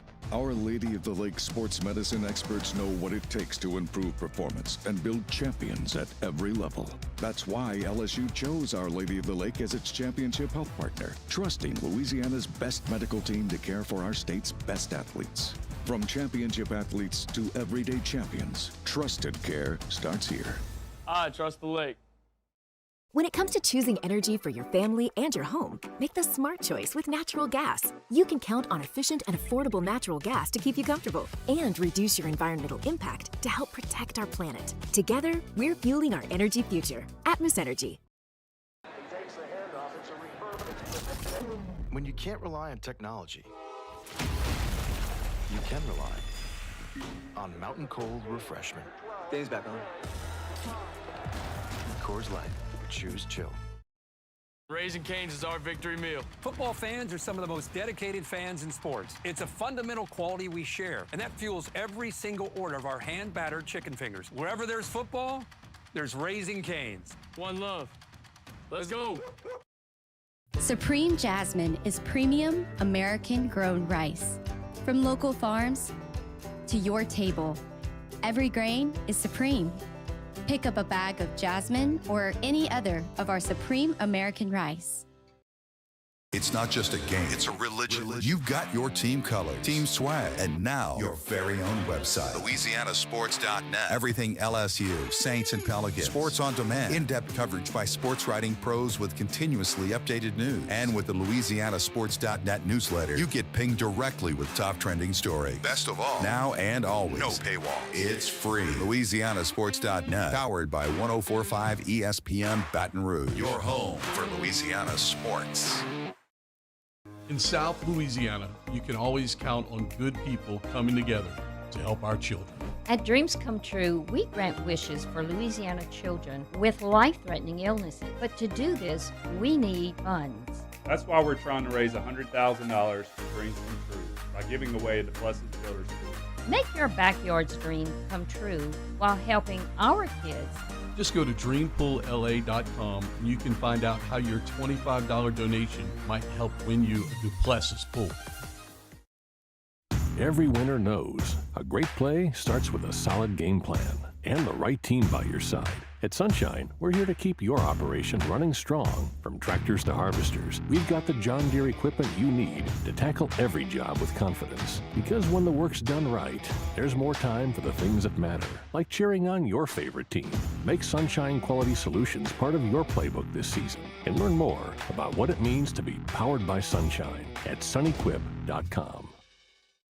Men, age is just a number. Don't let it dictate how you feel.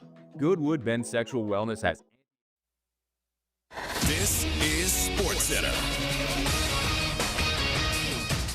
I'm John Ryder. The 1-5 Titans have fired head coach Brian Callahan. Tennessee 4-19 over his 2 seasons as head coach. Suffered a double-digit loss at Las Vegas yesterday. Another win for the Colts yesterday, getting past the Cardinals. Indy is undefeated at home. Are they for real? ESPN analyst Teddy Bruschi. Hey, Peter, you got me? All right, perfect, man. Hey, thanks for the assist with Jordan last week as well. Appreciate that. Yeah, man, we got him. Yeah, everything was good. All right, we're in SportsCenter. Just hold tight. And then the Colts had yesterday and the Kansas City Chiefs. Teddy Bruschi on Get Up. Monday Night Football has a pair of games. Starts off in Atlanta with the 2-2 Falcons taking on the 4-1 Bills on ESPN TV and the app at 7:15 Eastern. And a pair of former Heisman winning quarterbacks facing off. Jaden Daniels and the Commanders host Caleb Williams and the Bears and on ABC at 8:15 Eastern. Game 1 NLCS Dodgers Brewers tonight on ESPN Radio at 7:30 Eastern.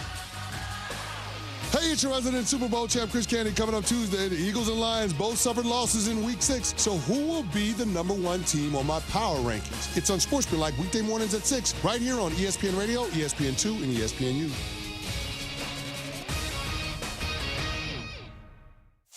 Matt Moscona. I'm very important. After further review. Say it one more time. After further review with Matt Moscona. And here we go. Live from the Raising Cane studio. Let's rock!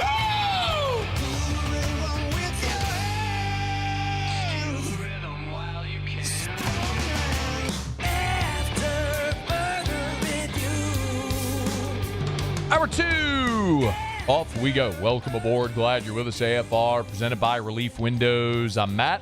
Love you, Matt. Paul O'Neill. They're chanting Paul O'Neill's name. You. So.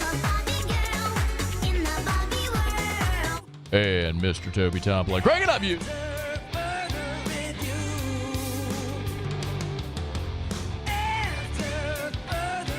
All right, we're here. Glad you are as well. Get out there, make it a good one. Former Saint Scott Shanley will be here next hour. Got some thoughts on Penn State firing old Jim Franklin. We'll do that in 15 minutes from right now. But love 4 o'clock Central Time on Monday because we get to talk to Peter Burns of the SEC Network. Hit him, Muse! This week in the SEC with Peter Burns. Unsportsmanlike conduct. Let's separate the contenders from the pretenders. Number 11 of the defense, throwing the LSU player's shoe 20 yards down the field. With Peter Burns of the SEC Network, presented by Blue Delta Jeans. if we're being completely honest. I do love talking to Peter, but I also really love getting to hear the call of the Florida player throwing the shoe 20 yards down the field. Peter, man, how are you? 20 yards down the field. So What's precise. up, buddy? How are you? Such a precise distance. I am wondering if so another week goes by. It feels like everything continues to be cloudy. Do you feel like there is an elite team in the SEC? It's funny. We talked about that this morning. I think there are glimpses of it. I think the closest I've seen of an elite team is A&M because I've seen them win in different ways, like in a defensive battle against Auburn, in a shootout on the road against Notre Dame, dominant in their last game against the Florida Gators. So I think they're the closest one, probably have the highest ceiling.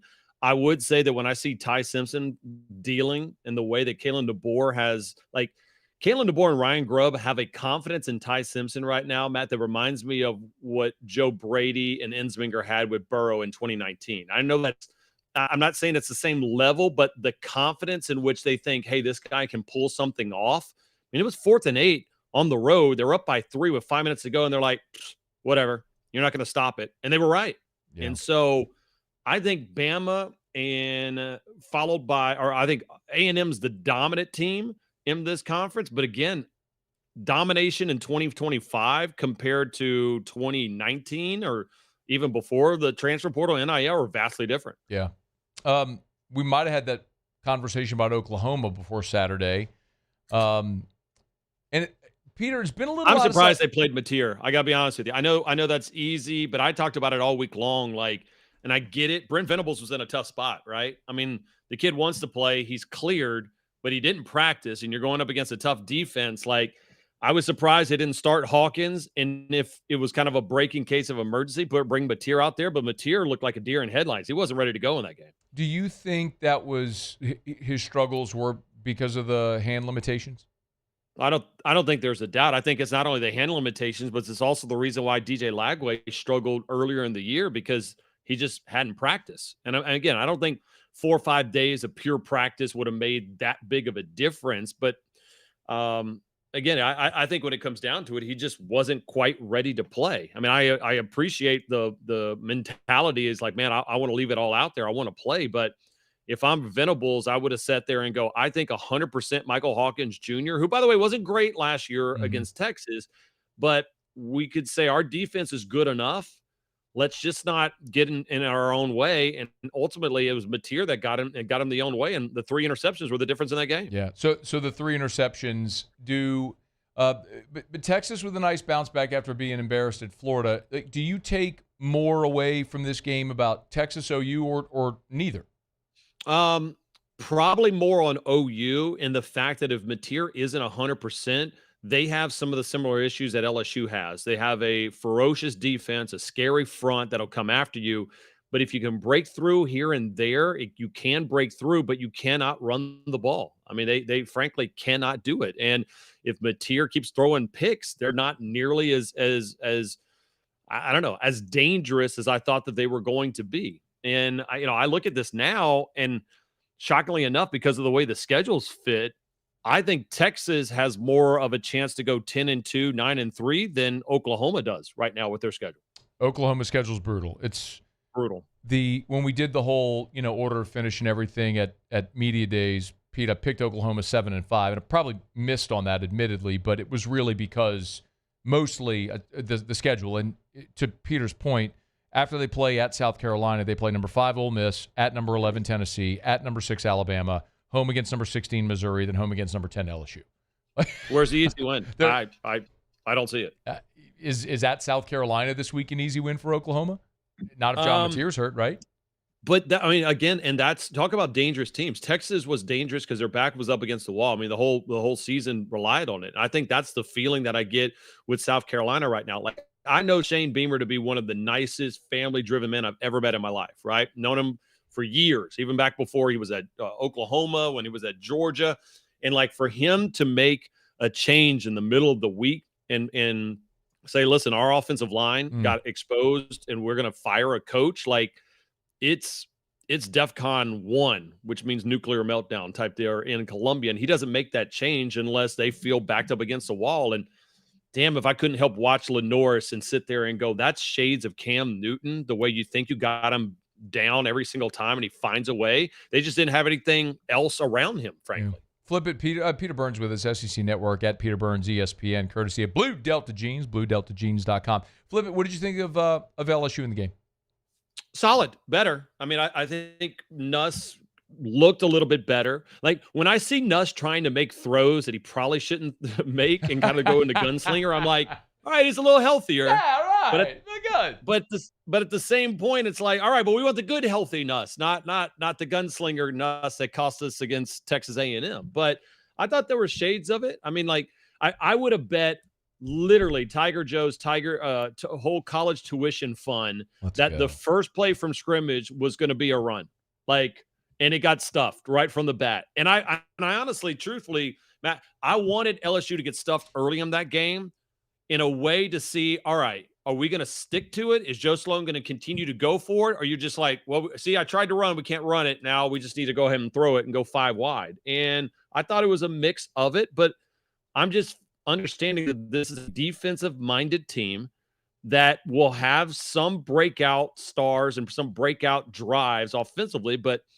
it's not going to be as explosive and potent as the offense that I thought it could be.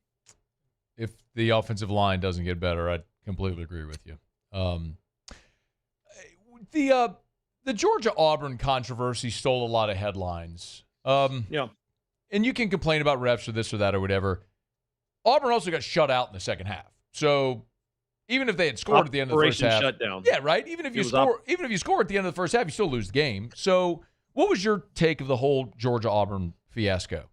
So again, I think the ball was, I mean, you go Zapruder film and you look at it, it appeared to be that the ball had gotten edged out, like moving that much right before it crossed the goal line, right? It didn't, the way they called it as a fumble, there was no way they were going to overturn this. Now, if you're going to say, and somebody got screwed on it, you could argue that it was Georgia because that was a touchdown, right? Like it should have been a fumble recovery, scoop and score all the way because the kid never touched the ground, but they blew the whistle early.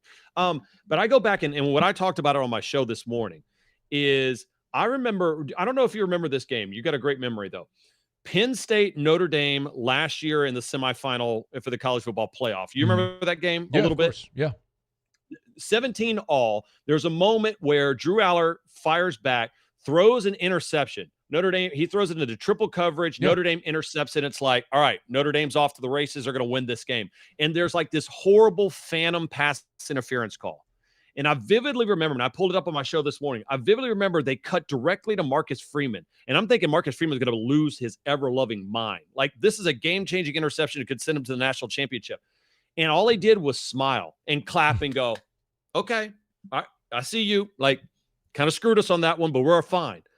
And then I see Hugh Freeze literally doing a sermon of like, woe is me going into halftime. And I'm like, they're cooked. It was, Lord, provide me shelter. And I was like, man, that's just I think that was a tough locker room. And you can't do that. I mean, you're going to have bad breaks. You're going to get bad calls. And again, I don't even know necessarily it was that bad of a call in the moment when you go back and look at it. But how do you adapt? And I think the winners, and I saw Saban do that for the longest time at Bama. I've seen Kirby do that at Georgia. They find a way to get by that adversity, and some programs are built that way in their DNA, and some of them are more complainers. And I think I know which one it is down at the Plains. Interesting. Okay. One other thing I want to get to, and we'll wrap. You mentioned the confidence that the coaches have in Ty Simpson in Alabama, and he's playing great. You and I talked a while back about Bo Prabula and how good he was early in the season. This was obviously their biggest challenge so far. Does anything you saw Saturday change the way you feel about Mizzou at this point? Not really. I mean, I'm not as high on Bo as I thought. I'm actually less on the wide receiving core because I just don't feel like they had that Theo Weiss or that Luther Burden III that you have to worry about, right? But I think what kind of I struggled with right there is there was a time at 17-17 in that game, Alabama's susceptible to the run. And that's what Missouri does well. And there's a moment where they go pass, incomplete, pass for 4 yards, pass, incomplete, and then they try to do the fake punt. And I'm like, what are you doing? Like, it felt like everybody has to do extra to beat Bama. And that's when I know that Bama has gotten back to where everybody just gets out of their character. And again, there was a ugly, unsportsmanlike penalty in that first drive that reminded me eerily similar of the West Weeks, pass, unsportsmanlike call when they had Ole Miss in that game, kind of backed up. So they're solid right now. I still think Missouri wins in Auburn this weekend. You saw the news of Auburn losing their one of their team captain running backs today. And from everything I've heard down there, that there was a lot of love for this kid, the running back that has been dismissed for not living up to team standards. And I'm kind of curious to see what that does to this locker room down there in the Plains. He is Peter Burns, SEC Network. Y'all get him at Peter Burns, ESPN, courtesy of Blue Delta Jeans, with us here on Mondays to recap the weekend that was. Hey, man, Tigers going to win at Vandy this week? They're an underdog. Golly. It's crazy. Would you ever thought in your mind, are you kidding in me? the year of our Lord 2025, that we would sit here and go, it's a top 10 LSU squad and they're an underdog to Vanderbilt? Yes, they're winning. They are. Okay. I'll be there, Pete. So, we decided not to make the trip to Clemson because I was sick of watching LSU lose openers. So we're like, we're going to do? We're going to go to Nashville. That'd be a great trip, easy win. And now the freaking Tigers are underdogs at Vanderbilt. So good. Here's hoping. Good. I mean, again, this is not I'm looking past and getting ready for the A&M game, which, by the way, I'm glad it's going to be a night game. Oh, my God. It's going to be so epic. Fired up for that. But, yeah, I mean, this is – everybody has everybody wants to get by on Diego Pavia right now. They want a little piece of that right now. And I think that's also what, people are going to have working against them right now at Vanderbilt. He is Peter Burns. Thanks as always, dude. We'll do it next week. See you, dude. All right, that is Peter Burns. It's After Further Review. We're brought to you by the Williamson Eye Center. Peter might be giving Dr. Blake Williamson a call here. Read some of those tea leaves, a little scuttle around. If you want to see 2020, call 924-2020 for the Williamson Eye Center. Dr. Blake is awesome.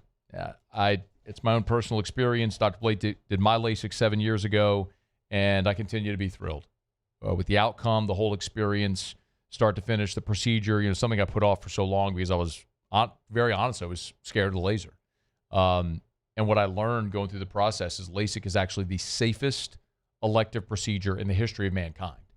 But it starts with making that call, taking the first step. Whatever it is that's preventing you from, if you're wearing contacts or glasses, whatever preventing you from making that call, you need to flush that and just make this call and go have a meeting with Dr. Blake at the Williamson Eye Center. 924-2020, 924-2020, or williamsoneye.com. Okay, it's After Further Review. Monday shows are brought to you by Relief Windows. Let me knock out a quick break. Kellen Moore met with reporters today. We'll get to that in about 15 minutes. When we come back, I got to weigh in on the James Franklin stuff.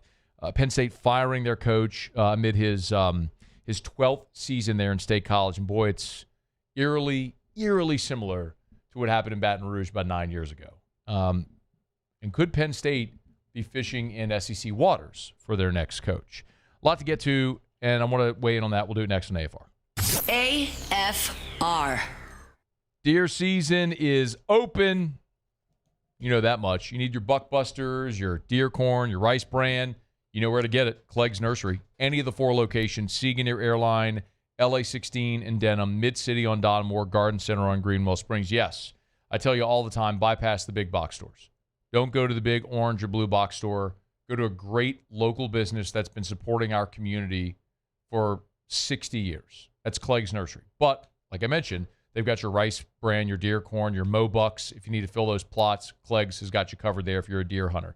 Maybe with fall here, you're just ready to put out that fall decor. Erica's done our full-on Halloween decor. It's all out right now. You want pumpkins and hay bales and squash and gourds and scarecrows and wheat stalks and all of it. They got the beautiful fall displays for all of your patio or porch or office decorations. They got it at Clegg's Nursery. So buy local, shop local, and tell them Matt sent you in today to Clegg's Nursery. These are the luckiest ice cubes in the world. They could have been a thankless bed for an all-you-can-eat salad bar. But instead, They've been called upon to cradle and cool your crisp, refreshing Dos Equis. Looks like the lucky just got luckier. Dos Equis. Parish Construction and Roofing. This is Coach Kim Mulkey. Go to parishbuilt.com for all of your roofing needs. From your hometown, parishbuilt.com. Need security services you can count on? With Veteran Security Services, you're always protected. Locally owned and proudly serving the Gulf Coast, they're not some big national firm chasing profits. They're neighbors protecting neighbors. From petrochemical plants and healthcare facilities to port and maritime operations, Veteran Security delivers reliable protection you can trust. Choose community. Choose confidence. Choose Veteran Security Services. Visit veteransecurityfirm.com. We typically think of stress as being bad for us. At Our Lady of the Lake and LSU, we are researching how certain types of stress, such as exercise, can be good for our immune health. By studying people under extreme stress, such as athletes, astronauts, service members, and first responders, we're learning how to improve the immune health of everyone. That's the power of research. That's the impact of champions. Together, we roar. Hi, this is Beth Serena. Welcome to my pool.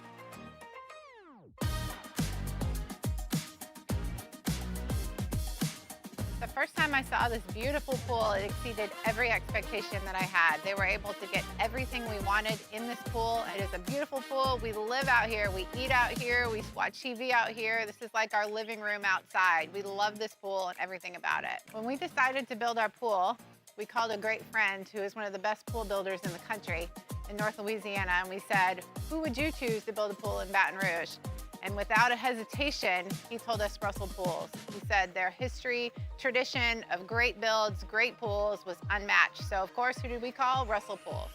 The advice I would give to anyone looking to build a pool is first call Russell Pools. They'll do an incredible job. It'll be incredibly organized. It'll be time efficient, and you will have your pool in no time.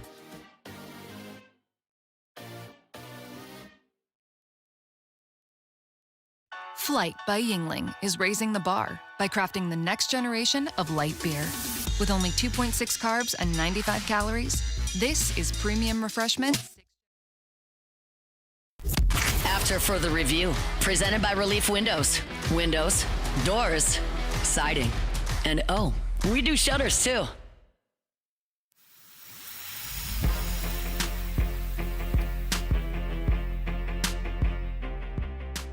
The guy won 70% of his games. It's a really high winning percentage. Boiled down to the big game failures combined with the just precipitous decline this year. If you had told me on the Thursday of Oregon week, we were there for game day, I went to walk through with Stanford Steve, and if you had told me James Franklin was going to be fired in 3 weeks, I would have thought somebody just put something in your drink. Like it just is. At that moment in time, 3-0, watching that roster fly around the field and walk through that day, I was just that notion was not even like in the conversation. So yeah, it's a rapid spiral on the field and led to a difficult and very linear decision by Pat Kraft, the athletic director, and others there. 4-21 against the top 10. That's what'll do it. You win 70% of your games. You coach for 11-plus seasons in the Big Ten, but you're 4-21 against top 10 opponents. And that sums up why James Franklin found himself with a pink slip waiting for him on Sunday after Penn State lost for consecutive weeks to teams as a 3-touchdown favorite. Stunning to see what's transpired. Pete Thamel there with the report, I think, said it appropriately. I mean, my first reaction was, can you imagine, remember back 2 weeks ago, when you have a top 10 matchup with Penn State, who's undefeated, ranked number 2 in the country, top 10 Oregon, undefeated, in Happy Valley, whiteout night game, great game, and Oregon had a fourth down, like convert the fourth down or the game ends, and Penn State wins.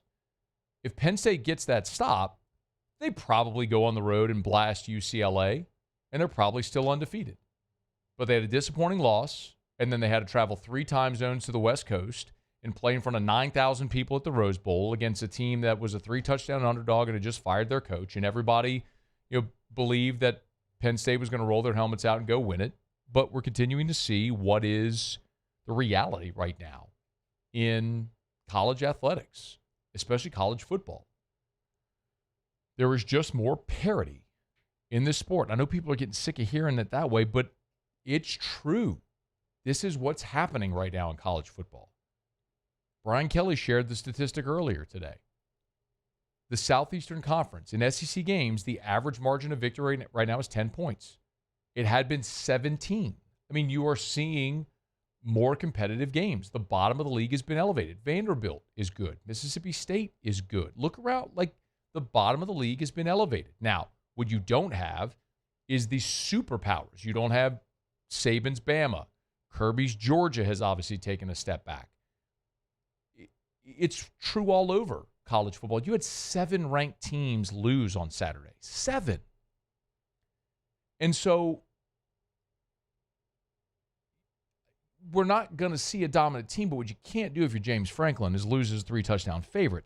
I was floored that they fired him, not because they fired him, but when they fired him. The fact that they fired him amid this 3-game losing streak after 11-plus seasons, it was very reminiscent of what happened to Les Miles. Les had won a championship, played for another, won 2 SEC titles, played for a third, had won nearly 80% of his games, but you had an AD that was ready to fire him, was waiting for an excuse to fire him, and they lost 2 games in September in 2016, and Joe Oliva ran him out the door. And it's a similar situation here with Penn State and James Franklin. Maybe by the end of the season, they would have found a way to move on anyway. The other part of the timing that's interesting is the buyout. If Franklin, coming into the season, had $56 million left on his contract, and his contract runs through 2031. So he is going to be paid the balance of that. Now, that $56 million has been obviously offset by what they've already paid him this year. So the estimates are that it's somewhere around $50 million. So they're going to pay him $50 million between now and 2031 to buy out the remainder of his contract. And that's alleviated a little bit by the fact that you've got 6 years to do it. So you got 72 months that you're going to pay James Franklin that $50 million. Now, this comes at a time where in revenue share, everyone's added a $20 million line item to their budget. Just for context, in the 23-24 fiscal year, Penn State had $220 million in revenue, $215 million in expenses. I'm not trying to bore you with numbers, but just understand that last fiscal year, 23-24, the last fiscal year where we have numbers for, they operated about a $5 million surplus. If all else stays the same and you add $20 million in rev share, now you're negative $15 million, right? Well, now you're adding this new line item to pay out to buy out James Franklin. I'm sure a lot of it will be booster dollars and how it's all going to pay. But all of this, all of these buckets, regardless of how it's distributed, are still paying for whatever you have to pay for. If it's coaches' salaries or facilities or NIL or rev share, whatever it is, like it's all coming. Like you're all. I shouldn't say it's all coming from the same place, but it's all going toward the same thing, regardless of where the funds come in. Now you have this giant expense on top of now having to go pay a new coach. That part of it is a little surprising. Everyone has seen the list of potential candidates already, and everybody's starting with Matt Rule. As a matter of fact, over at LouisianaSports.net, we have there's a sports betting section at LouisianaSports.net where we always put odds and different stuff like that up. If you're interested, there's a piece up, odds of who will be Penn State's next head coach. And Matt Rule is the betting favorite at 3-1. Matt Rule was asked today, the Nebraska head coach was asked today, and he didn't deny it. Matt Rule is the very obvious name because he played at Penn State, and it's an opportunity to go back to his alma mater. Interestingly enough, Bill O'Brien has the second highest odds. Remember, Bill O'Brien was the coach there successfully before he then went to the NFL to become the Houston Texans head coach.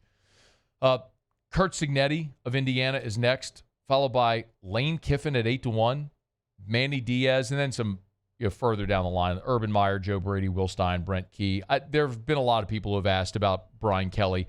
Kelly's on the list here at 50-1. I think some reporter or some columnist over at SI or something put Kelly's name on a list. I'll tell you this. I think if you're wondering about Brian Kelly, Penn State, I think there's a better chance that if Brian Kelly leaves LSU, he retires and goes and does TV like Nick Saban. I'm not, by the way, I'm not predicting that. I'm not telling you Brian Kelly's leaving to go do TV. What I'm telling you is when he left Notre Dame, where he could have stayed for the rest of his career, he came to Baton Rouge, understanding there was going to be a transition period, but he knew he'd have the resources to win a national championship. It doesn't stand to reason that at 63 years old, Brian Kelly's looking to start over again in a new place.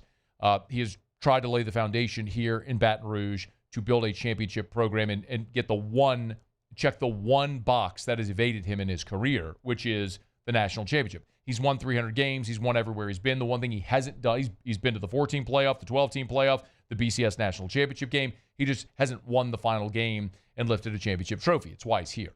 I don't think he's leaving here to go do that somewhere else, and not at 63. If Brian Kelly were to leave, I think it would be more likely that he would leave to go do TV. I mean, he gave the answer a few weeks back when he was asked about having a general manager and having to manage all that stuff and salary, rev share, but salaries and so to speak. He said that's why he never went to the NFL. He didn't want to do that. I think he's been willing to tolerate it because he's trying to win a national championship, but I don't think that's how he wants to build a program. So all that to say, I don't think Brian Kelly is leaving for Penn State. I don't know that Penn State's even interested in Brian Kelly.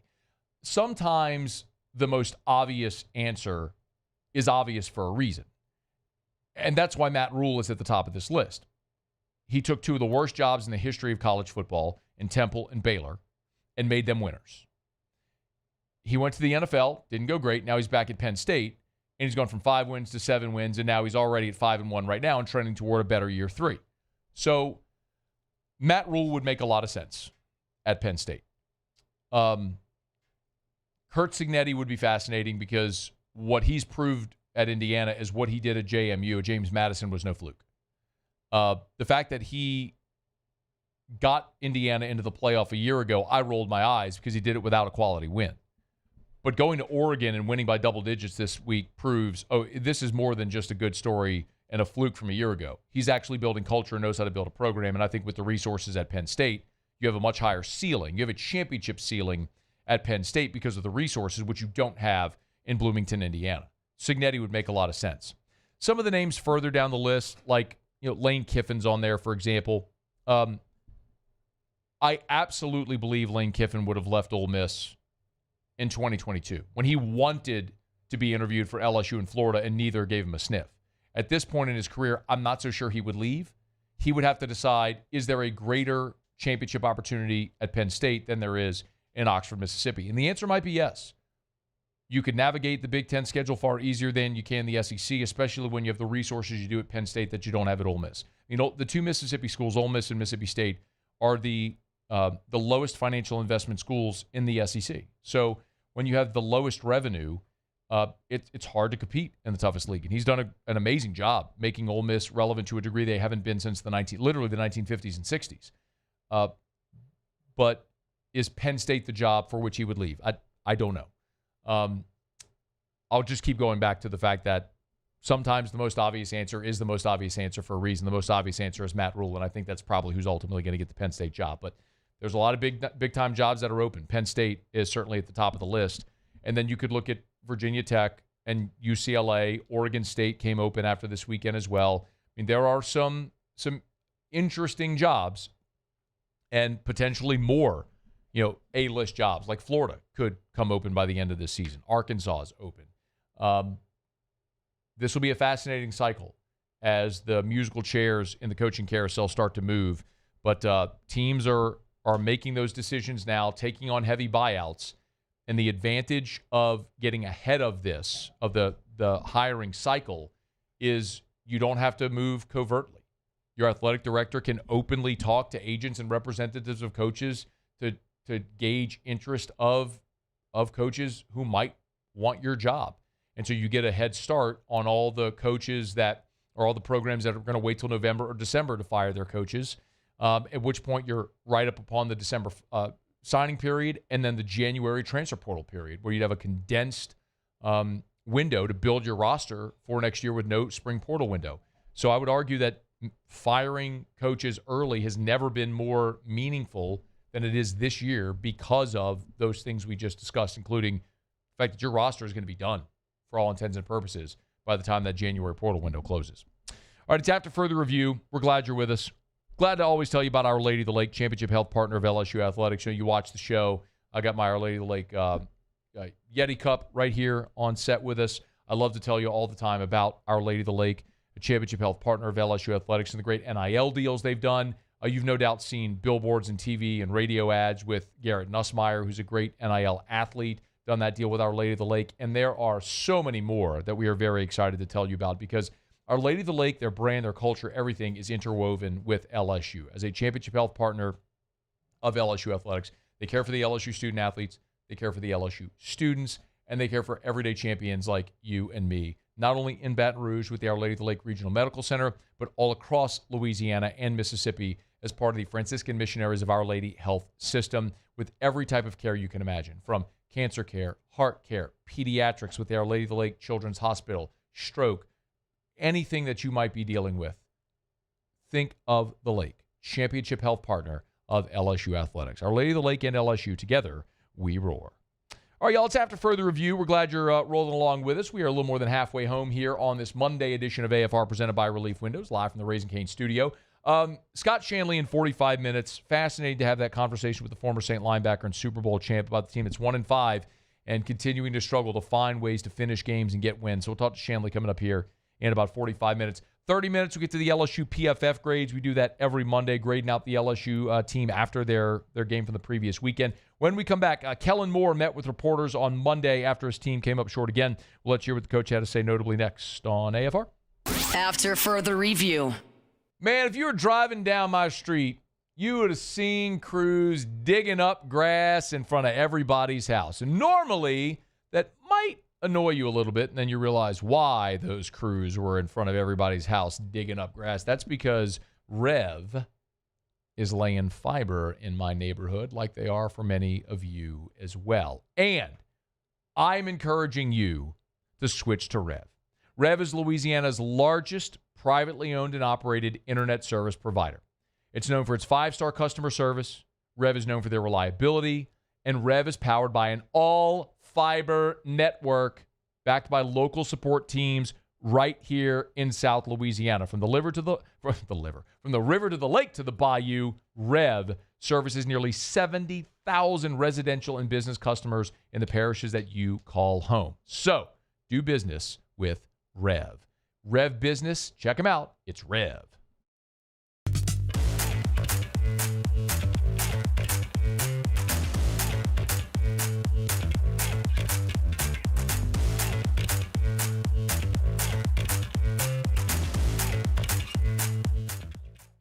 When it comes to choosing energy for your family and your home, make the smart choice with natural gas. You can count on efficient and affordable natural gas to keep you comfortable and reduce your environmental impact to help protect our planet. Together, we're fueling our energy future. Atmos Energy. Mornings with Brian Haldane is the only live and local talk show in the capital city. Get the news from the newsmakers, along with traffic and weather updates throughout the morning. The conversation starts weekday mornings at 6 on Talk 107.3. At Luba Workers' Comp, our journey began over 30 years ago with a simple belief: our clients come first. At Luba, our business has always been focused on people, not policies. Through every success and challenge, we've continued to grow because we've stayed true to our values, committed to providing you with genuine dependability. Because your well-being is more than a priority. It's our purpose.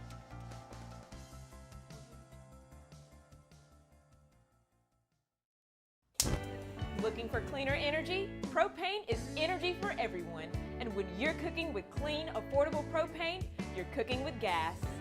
In the wintertime, nothing heats a home like Louisiana propane. And when you need hot water, propane's got you covered.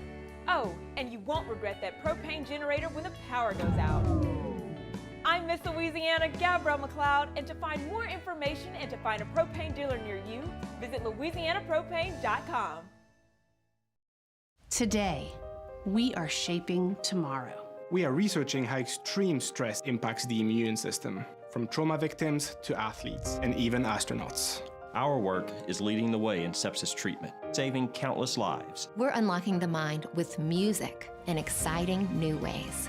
Our Lady of the Lake Health and LSU are improving the health of our state. That's the impact of champions. Imagine the impact we'll have on the future. Together, we roar. These are the luckiest ice cubes in the world. They could have been a thankless bed for an all-you-can-eat salad bar. But instead, they've been called upon to cradle and cool a crisp, refreshing Dos Equis. Looks like the lucky just got luckier. Dos Equis. Parish Construction and Roofing. This is Coach Kim Mulkey. Go to parishbuilt.com for all of your roofing needs. After further review, presented by Relief Windows. Windows, doors, siding, and oh, we do shutters too.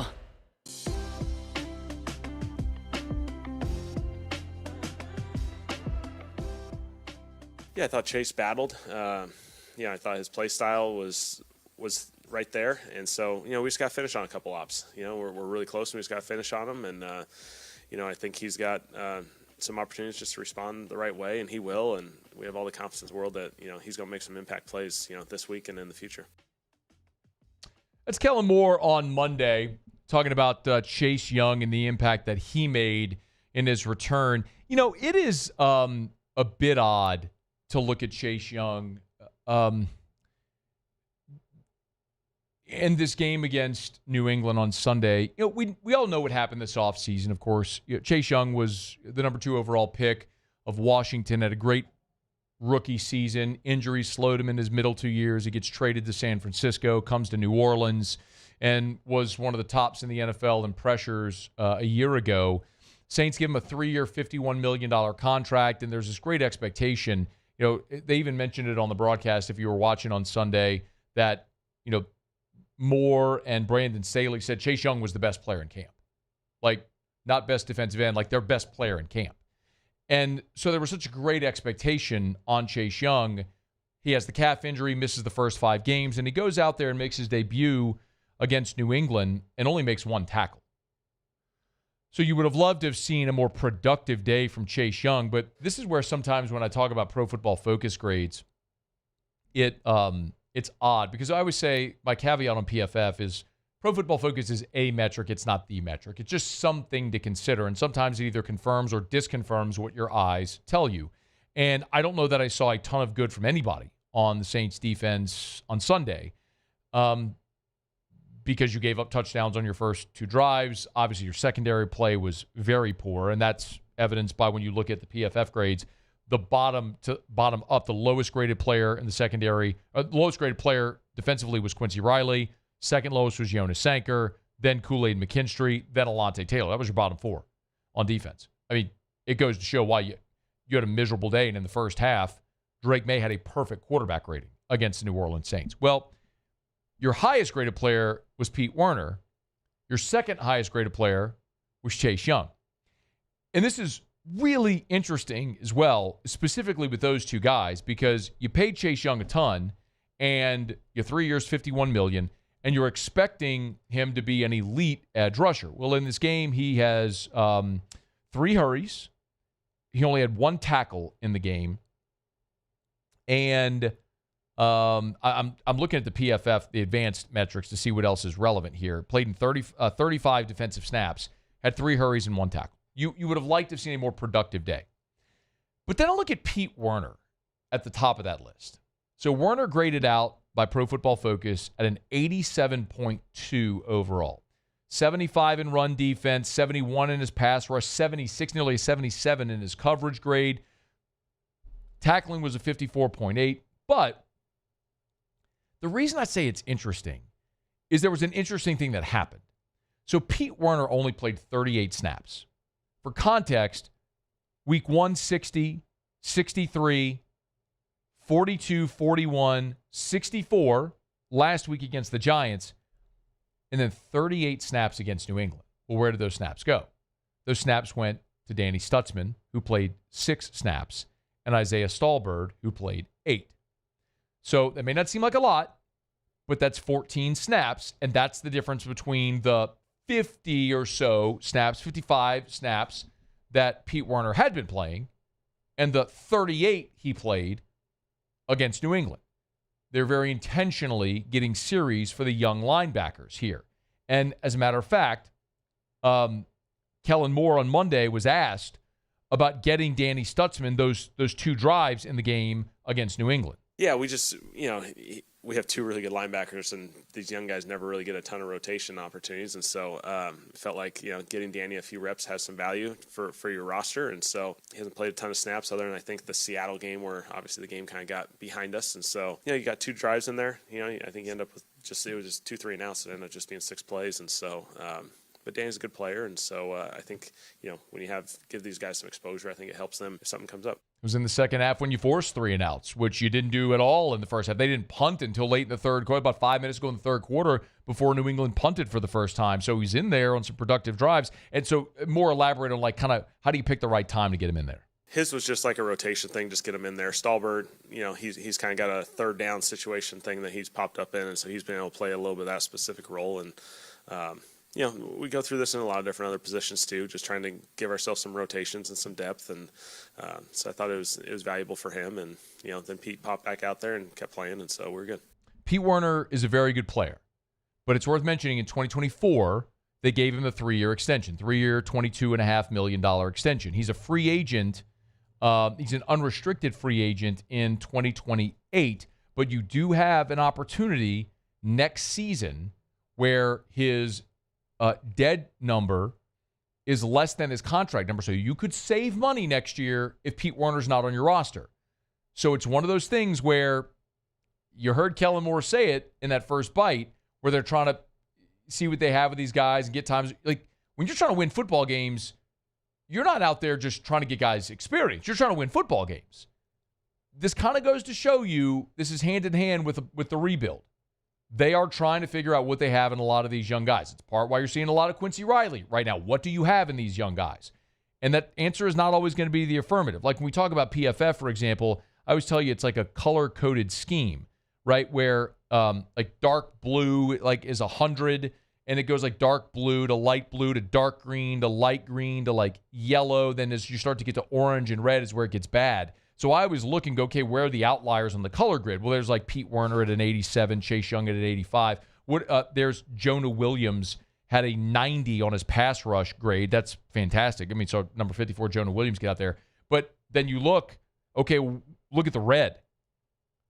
Jonas Sanker, a 21 in his tackling grade. Quincy Riley, a 27 overall. Quincy Riley, a 27 in coverage. Like, Kool-Aid, a 35 in coverage. Jonas Sanker, a 35 in coverage. You're trying to figure out what you have with these young guys. And unfortunately, Sunday's game against New England was not encouraging. Now, the linebackers, it kind of is actually encouraging because, as we mentioned, Werner was your highest graded player by PFF, followed by Chase Young. Well, number 3 was Danny Stutzman. He only had 6 snaps, though. Number 4 was Devon Gottschall. Number 5 was Isaiah Stallbird.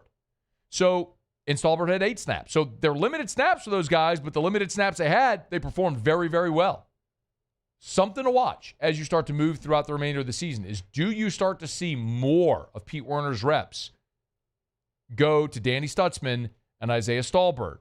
If that's the case, they might be tipping their hand what direction they're going to go in this offseason with Pete Werner. All right, it's After Further Review. We're brought to you by Parish Restoration, parishrestoration.com.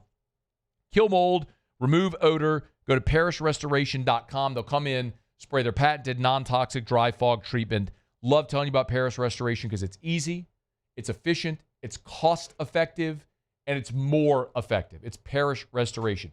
Have mold, think you might? Parish Restoration. Maybe you have odor from pet, fire, smoke, whatever it is, Parish Restoration. Maybe you've got a sickness going through the office and you want to sanitize, Parish Restoration.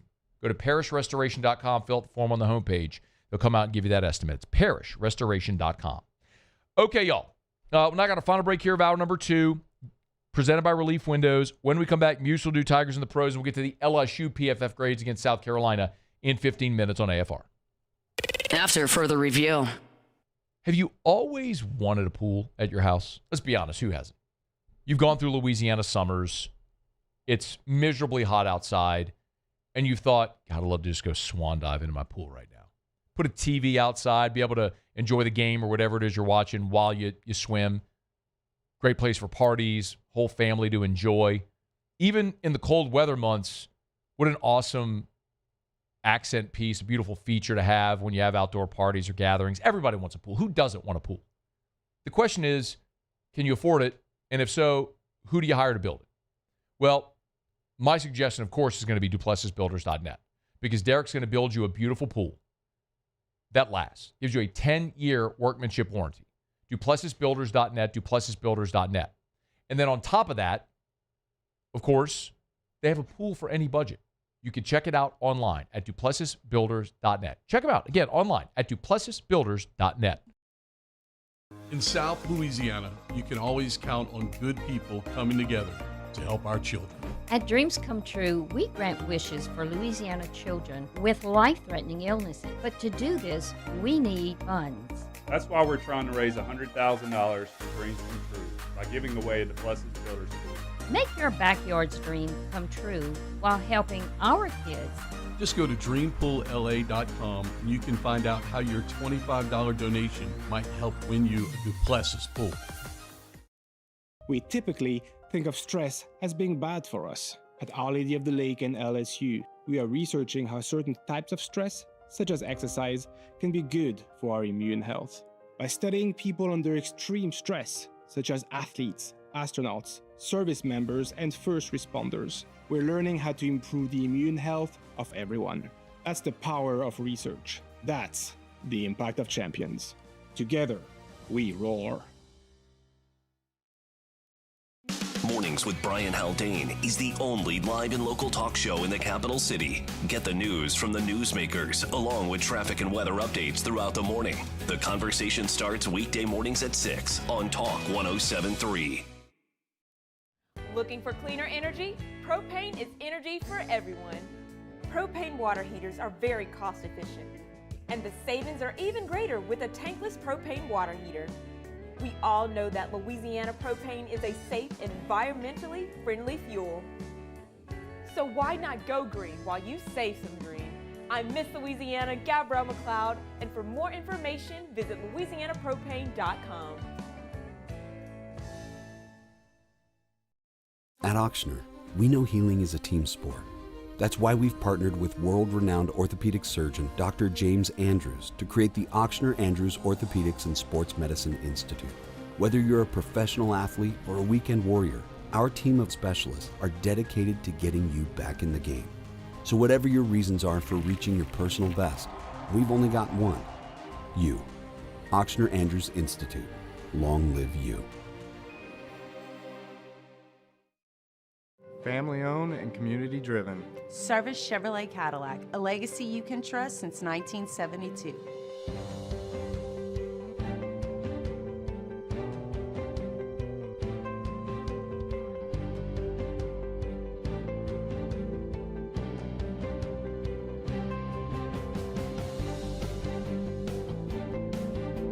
Service Chevrolet Cadillac, our family serving your family. For over 50 years. These ice cubes could have been a thankless bed for an all-you-can-eat salad bar.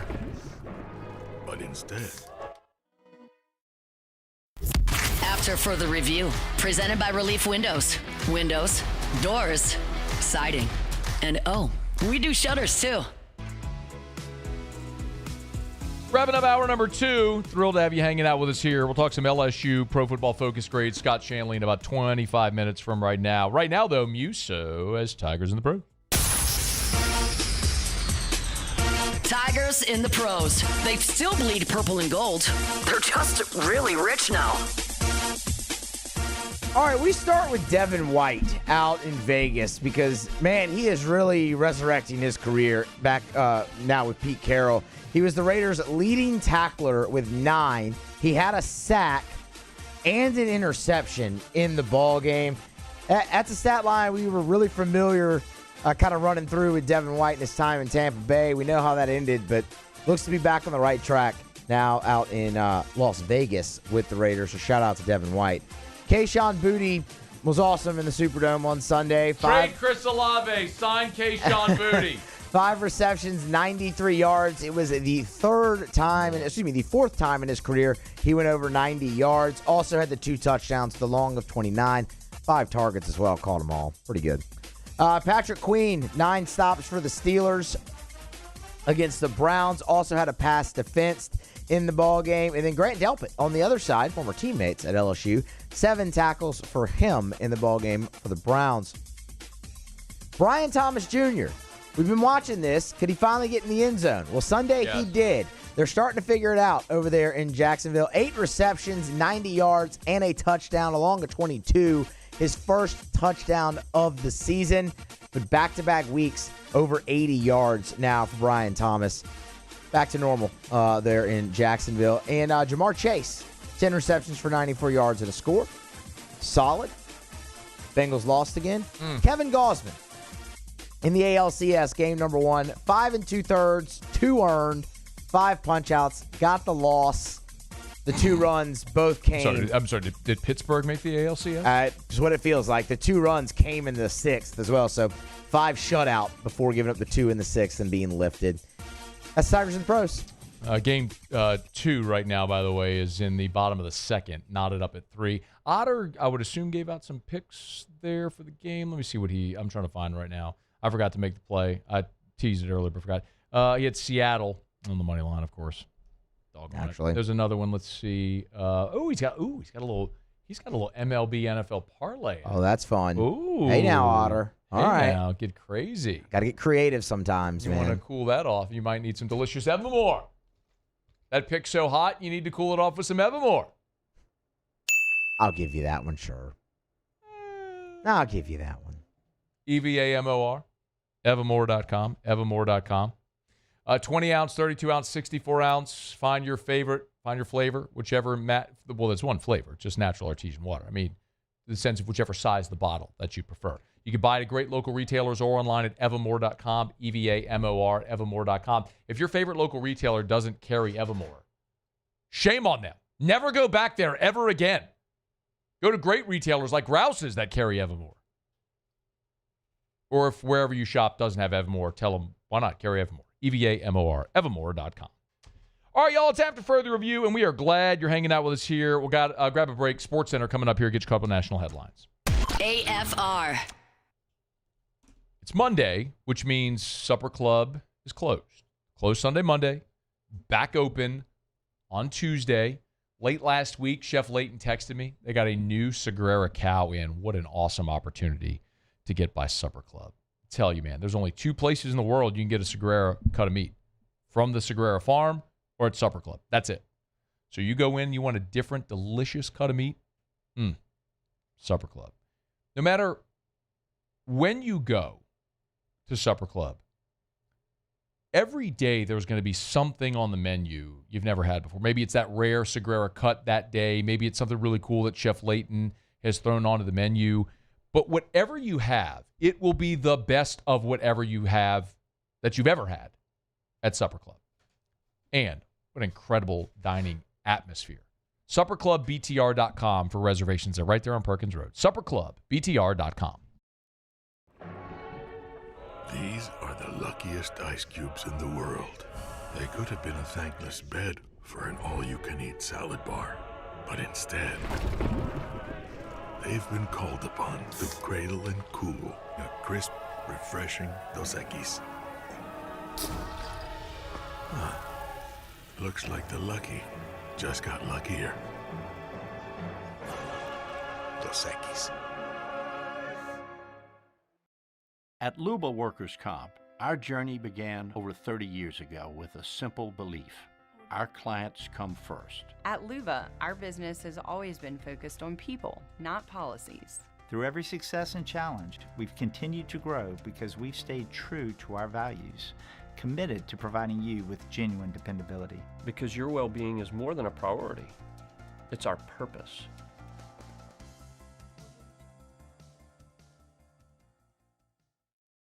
At Bayou Automotive, we believe in a sales process that puts you first. We want you to experience an easy purchase with clear pricing and great service. Let Bayou Ford and Bayou Chrysler Dodge Jeep Ram be your trusted partners in finding your perfect vehicle. The crew at Bayou Automotive is going to do right by you. Parish Construction and Roofing. This is Coach Kim Mulkey. Go to parishbuilt.com for all of your roofing needs. From your hometown, parishbuilt.com. Raising Cane's is our victory meal. Football fans are some of the most dedicated fans in sports. It's a fundamental quality we share, and that fuels every single order of our hand-battered chicken fingers. Wherever there's football, there's Raising Cane's. One love. Let's go. Every winner knows a great play starts with a solid game plan and the right team by your side.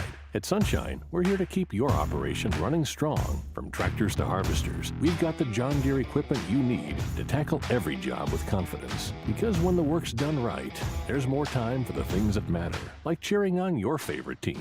Make Sunshine Quality Solutions part of your playbook this season and learn more about what it means to be powered by Sunshine at sunequip.com.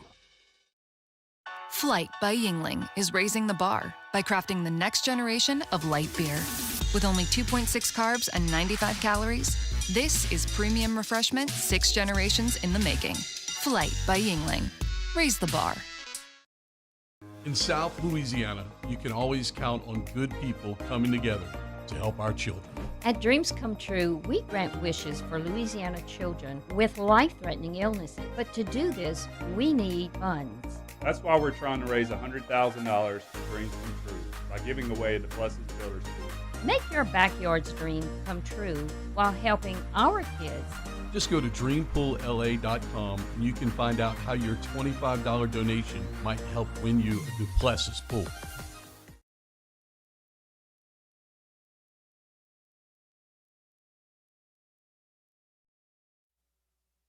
This is SportsCenter.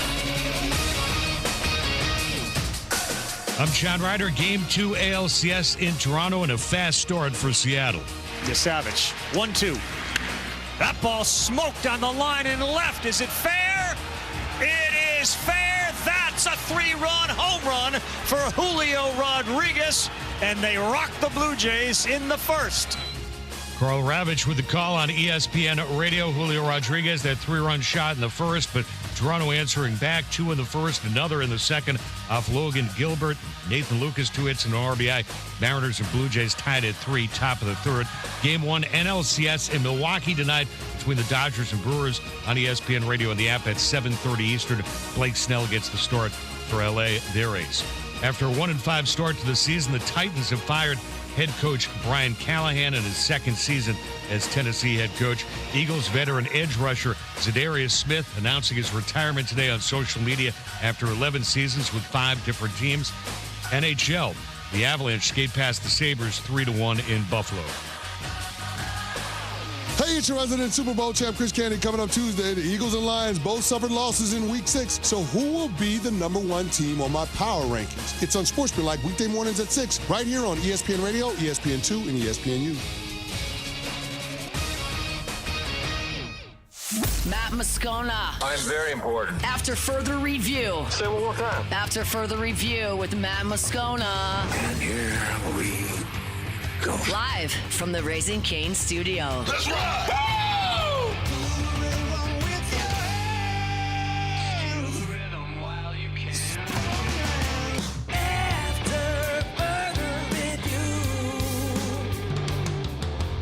Hour 3.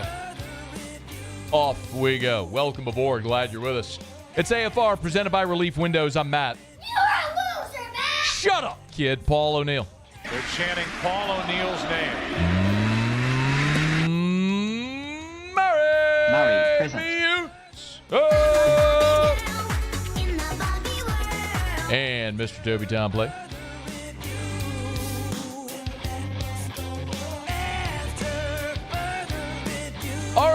glad you are as well. Get out there and make it a good one. 5 o'clock quitting time. Glad you are driving home with us. Tigers win, Saints lose. We got a ton going on today. Thanks to Peter Burns, who was here last hour. Scott Shanley in 13 minutes. I want his thoughts on what we're seeing there at linebacker. Pete Werner saw his reps decline. A few of those reps went to Danny Stutzman, Isaiah Stallbird. Are we seeing a little bit of a till into the soil of what do they have in the young guys? We'll get that with Scott Shanley coming up here in about 13 minutes from right now. Every week after the LSU game, we dive into what the folks over at Pro Football Focus had to say about the game. And the caveat I always give you is Pro Football Focus is a metric. It's not the metric. It's just something to consider. It can either confirm or disconfirm what your eyes saw. And I think it's important to do because most of us, all of us, when we're watching the game, we're watching the ball. You're watching the quarterback throwing a screen to the right side. You're not necessarily watching what the receiver on the left side is doing blocking in space or what the left guard is doing when he pulls or whatever the case may be. So Pro Football Focus does, and they grade every player and every rep, and it's a thing to consider and watch and see as it plays out. I'll look at the offense, then the defense, and give you a few takeaways here. Offensively, it's pretty obvious when you look at the top that what we saw from LSU on Saturday is reflected there in these grades at the top of the chart. Highest graded player offensively in the game was Trey'Dez Green. Your next highest graded player was Kyle Parker, Caden Durham, Garrett Nussmeier, Josh Thompson. Then Braylon Moore was 6. By the way, I know you're going to roll your eyes about Nuss, but I'll give you some context here in a second. But with Trey'Dez and Kyle Parker, I thought specifically was very important, most notably with Trey'Dez, because, yes, he was targeted 11 times. He caught 8 passes, touchdown, 119 yards, big plays in the game. He was great. The potential issue that comes into play with Trey'Dez is, are you predictable by personnel? Like, can you put Trey'Dez on the field and have a defense think anything other than, okay, they're throwing a jump ball to the 6'7" guy? Well, when you look at Trey'Dez Green's blocking grades Saturday, the highest blocking grade on the team for the highest run blocking grade, was, the highest run blocking grade was Josh Thompson, then Cohen Eccles, Braylon Moore, and Trey'Dez Green at a 61.6. Trey'Dez's pass blocking grade of a 64.5 was behind only Braylon Moore, Caden Durham. Point is, we interviewed Trey'Dez in fall camp, one-on-one. I got to sit down with him, and I asked him where in his game he wanted to improve. And without blinking, he said his blocking. He wants to become a better blocker. Now, he was injured against Tech blocking. But Trey'Dez Green in this ball game played 52 of the 66 offensive snaps. That's relevant because up until this point, he had played in 39, 32, 30, and then boom, 52. Very clearly in the open date, they said, hey, we got to do 2 things. Commit to running the football and get 14 on the field more. He's your best offensive player. Get him on the field more. Success. And you can continue to justify that when he blocks the way he did. So that part of the game for Trey'Dez was outstanding. Love to see Trey'Dez at the top. We talked about Kyle Parker as well. Now, with Nussmeier, I can understand how you'd roll your eyes a little bit because of the interceptions, but Nussmeier graded out very high overall, and his passing grade was a 68.8. So when you throw for 270 yards and a couple of touchdowns, obviously there's going to be some of those instances where it's going to boost your grade in spite of the interceptions. Now, the problem that the offense had at times continues to be parts of your offensive line. At the bottom of the grades, Bauer Sharp was at the bottom, graded out at 41. Chris Hilton was second lowest. He played only 11 snaps in the game. And then Weston Davis at a 44. Weston Davis's pass block grade in this game was a 29.2. A 29.2. Now, he had an unenviable task against Dylan Stewart, who's an outstanding defensive end. Nussmeier was not sacked, but Weston Davis didn't have a great game pass blocking over there on the outside. So his grade of 29.2 was the lowest of the season. He gave up 2 hurries, 2 pressures. Just in 21 pass block reps, by the way. In true pass sets. It's a challenge to keep Weston Davis out there right now. But I don't know that they have necessarily a better option. I asked Brian Kelly if they had considered Josh Thompson, who played 2 years ago at Northwestern at right tackle, and he sort of said they did consider it, but they're sticking with Weston Davis because they want him to keep improving and getting better, okay.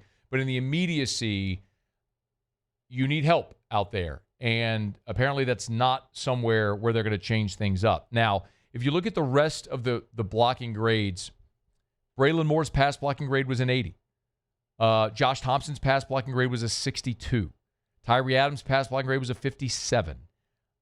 Mentioned Davis at a 29, while Cohen Eccles was at a 24. Your redshirt freshmen, Davis and Eccles, are struggling. Now, Eccles had a good day against Ole Miss, but every other game, it's been a little bit of a struggle when he's gotten in there. He's been good run blocking. The pass blocking has been the struggle for Cohen Eccles up into this part of the season. Your run blocking grade, Josh Thompson continues to be outstanding at 72.5. Eccles, 62.4, was your second highest. Braylon Moore, 62.3. Brian Kelly talked about how the interior, the guards and centers, the triangle, this was their best game. Run blocking, it showed, and it showed in the result as well. You clearly have to continue to improve on the outside. Weston Davis's run blocking grade was a 51. Tyree Adams was a 53. Your tackles are really struggling to run block. Everyone at times has struggled to pass block. So the key to this season is how much better can your offensive line get blocking. It's really that binary. They're better today than they were the first game. How much better can they get over the next 6 games? And that's going to determine what, if anything, you're playing for at the end of the season. Defensively, the thing that absolutely jumps off the page, it's not even debatable when you look at the PFF grades. Highest graded defender against South Carolina for LSU, TaMarcus Cooley. Next highest, Mansour Delane. Then Ahmad Bro. Then DJ Pickett, Patrick Payton, AJ Halsey. Your top 6 defenders, 4 are defensive backs. Look at TaMarcus Cooley. This is a game where he had a PI and a holding and missed a tackle on the 72-yard touchdown run. He was still your highest graded defender because his coverage grade was an 86. I mean, he had 1 missed tackle. That was the one that went for the touchdown. But his tackling grade was a 65. Mansour Delane, they continue to not even bother trying to go after Mansour Delane. And when they do, you see what happens. Like on that 4th down play at the end of the game, it was what sealed it. It's trying to get the ball. Somebody was only targeted twice. Neither was completed. He had 3 tackles. He pressured Lenore Sellers. Mansour Delane has been awesome. It's why you're hearing a lot of buzz for him to be a first-round pick. TaMarcus Cooley was part of a secondary that kept Lenore Sellers throwing the football in check, and they continue to be outstanding. And the interesting thing I mentioned, though, about Ahmad Bro, remember, was on the injury report this week, and he played and played well. Ended up out there playing just 27 reps, but graded out at a 74.7. So really good to see. And then at the bottom of the grades defensively, Devon Keys, Jamari Butler, Jack Pyburn, West Weeks, Whit Weeks. And I know, look, those are guys that have been super productive for you and been really good players, but it's just very obvious. This was a different circumstance where you got to tackle Lenore Sellers, and tackling Lenore Sellers, if you're Jack Pyburn, is like tackling yourself. You just don't see quarterbacks that are 6'4", 250 that are that strong and fast and physical and athletic. And so you have to change where you're hitting them. Don't hit them in the middle of the back. Hit them at the knees because you got to chop them down. And so you missed a ton of tackles. In this game, LSU missed 24 tackles. You want to know why the grades were the way they were? They missed 24 tackles. That'll do it. So I'm not going to freak out about that. We know these guys are outstanding players, and they'll bounce back. But they had a tough time, obviously, dealing with Lenore Sellers. And when you miss 24 tackles, that's going to happen. So in any event, just a quick look at Pro Football Focus with LSU's win over South Carolina. Now the Tigers will hit the road to take on Vanderbilt this weekend with a mobile quarterback, but one who will be naturally much easier to get on the ground because he's definitively smaller than Lenore Sellers. All right, it's after further review, y'all. We're brought to you by First South Farm Credit. FirstSouthLand.com, FirstSouthLand.com. If you're thinking of buying land, your first call should be to First South Farm Credit. Again, it doesn't matter where you are in Louisiana or where you're looking to buy land, because while they have 40-some-odd branches in Louisiana, Mississippi, and Alabama, at First South Farm Credit, they can help you buy land anywhere in the lower 48. So whether you want hunting property in Mississippi, 100 acres in St. Francisville, or you want 1,000 acres of farmland in Wyoming, First South Farm Credit can help your dream come true. Your first call should be to First South Farm Credit. Log on to firstsouthland.com. That's firstsouthland.com. You want to work in the city but enjoy that rural lifestyle for living? First South Farm Credit can make it happen. Tired of sharing a hunting lease? First South Farm Credit can help you get that property of your own. Start at firstsouthland.com. Your first call should be to First South Farm Credit. firstsouthland.com. Okay, y'all, it is AFR. We're glad you're hanging out with us here. We will get to some college football takeaways in about 17 minutes from right now. Jimmy will be here for Otterlocks. When we come back, though, former Saints linebacker Scott Shanley will jump aboard. Excited about that convo next here on AFR. AFR. If you're thinking of selling your home, your first call needs to be to Darren James. It'll be your only call.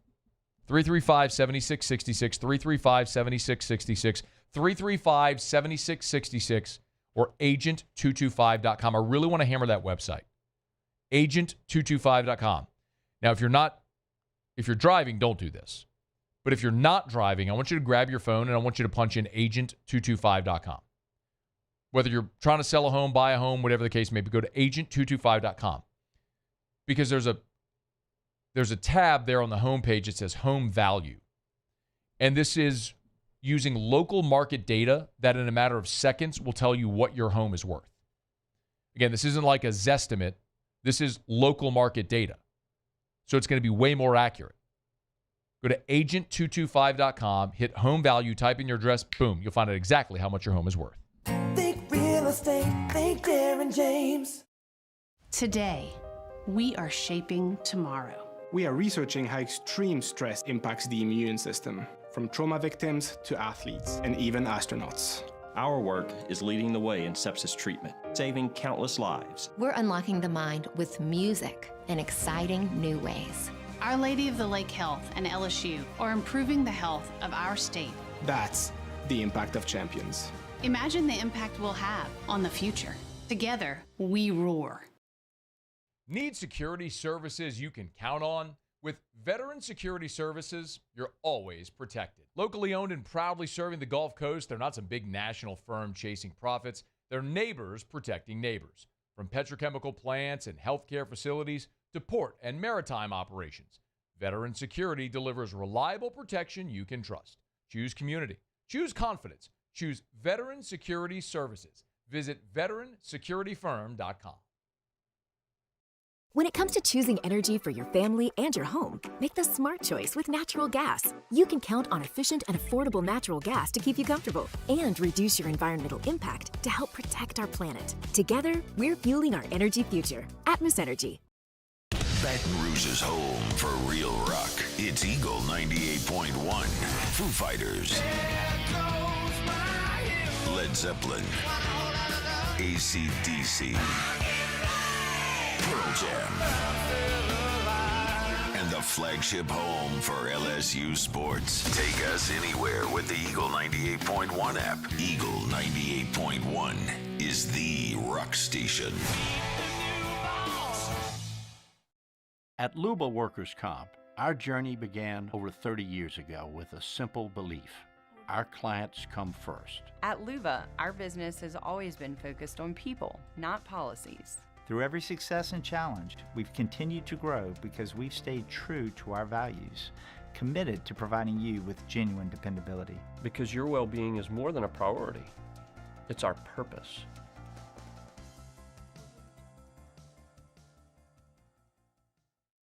Men, age is just a number. Don't let it dictate how you feel. Goodwood Men's Sexual Wellness has anti-aging services that can help you look and feel your best. Visit yourgoodwood.com and discover a renewed sense of vitality. Parish Construction and Roofing. This is Coach Kim Mulkey. Go to parishbuilt.com for all of your roofing needs. From your hometown, parishbuilt.com. Tiger Country is 100.7 The Tiger. In the car on 100.7 FM or on the 100.7 The Tiger app. After further review, presented by Relief Windows. Windows, doors, siding, and oh, we do shutters too.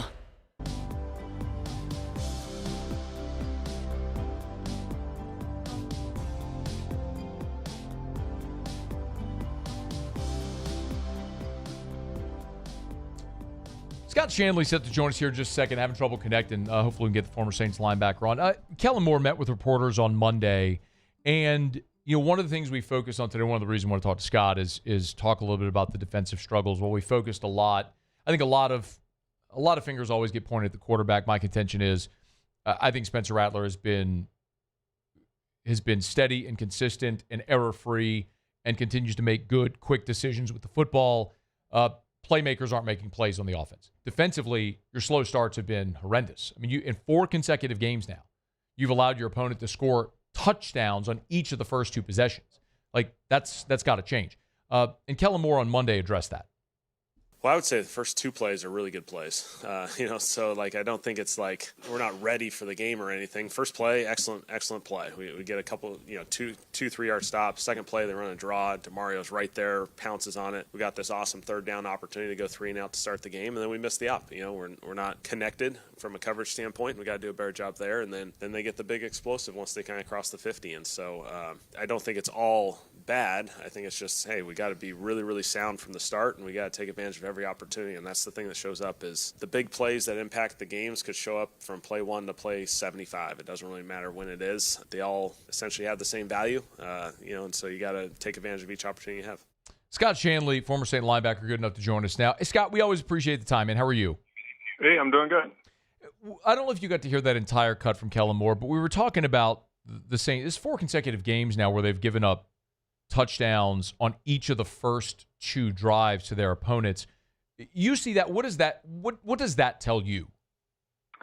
Well, it tells me that the Saints offense hasn't got to play the way they want to play. I mean, all week they game plan a certain way, and I would say 100% of the offensive coordinators around the league would prefer to get out to a lead so that they can continue to do what they want to do, and that's run the ball when they want to, not throw the ball when they don't have to. So I think the slow start by the Saints defense consistently is hindering the Saints offense more so than meets the eye, because going out there, nobody wants to throw the ball 40 times with Spencer, and they've been in that situation a couple times this year just because the defense gives up points too early in games. You were on the 07 Saints team. You all started 0-4, and then you broke through and you went on a nice winning streak after that. Won 4 in a row to get back to 500. When this team lost its first 4, then obviously broke through. Can you kind of put us in the locker room, Scott, of what that's like when you're going through that struggle early in the season like that, trying to break through to get a win? Well, yeah, it's tough because, everybody wants to start off fast. Give yourself a really good chance of making the playoffs when you do that. Digging yourself out of a hole in the NFL season is tough. It's stressful. Like you said, we were at 0-4, but we took it 1 game at a time. We won a big game on the road in prime time against Seattle, kind of got confidence back, fought back to 4-4, and then we just kind of ping pong back and forth and had a 500 season. But it takes so much energy to dig yourself out of those holes. That's why I always say 0-4 versus 1-3 is night and day. Like, those things matter early in the season just because the amount of energy it takes. It's easy as a coach to tell players, hey, 1 week at a time, don't look ahead. But you're human. You're looking down the road. You want chunks at one time. It just never happens. And it's tough to win in this league. As a defensive player, what do you see when you look at Spencer Rattler? I'm Flushing last year, Scott. I mean, they were playing with a MASH unit. I'm talking about through new staff, everything, 6 games. What do you see as a defensive player when you look at Rattler this year? Well, I think Spencer has played some really good football.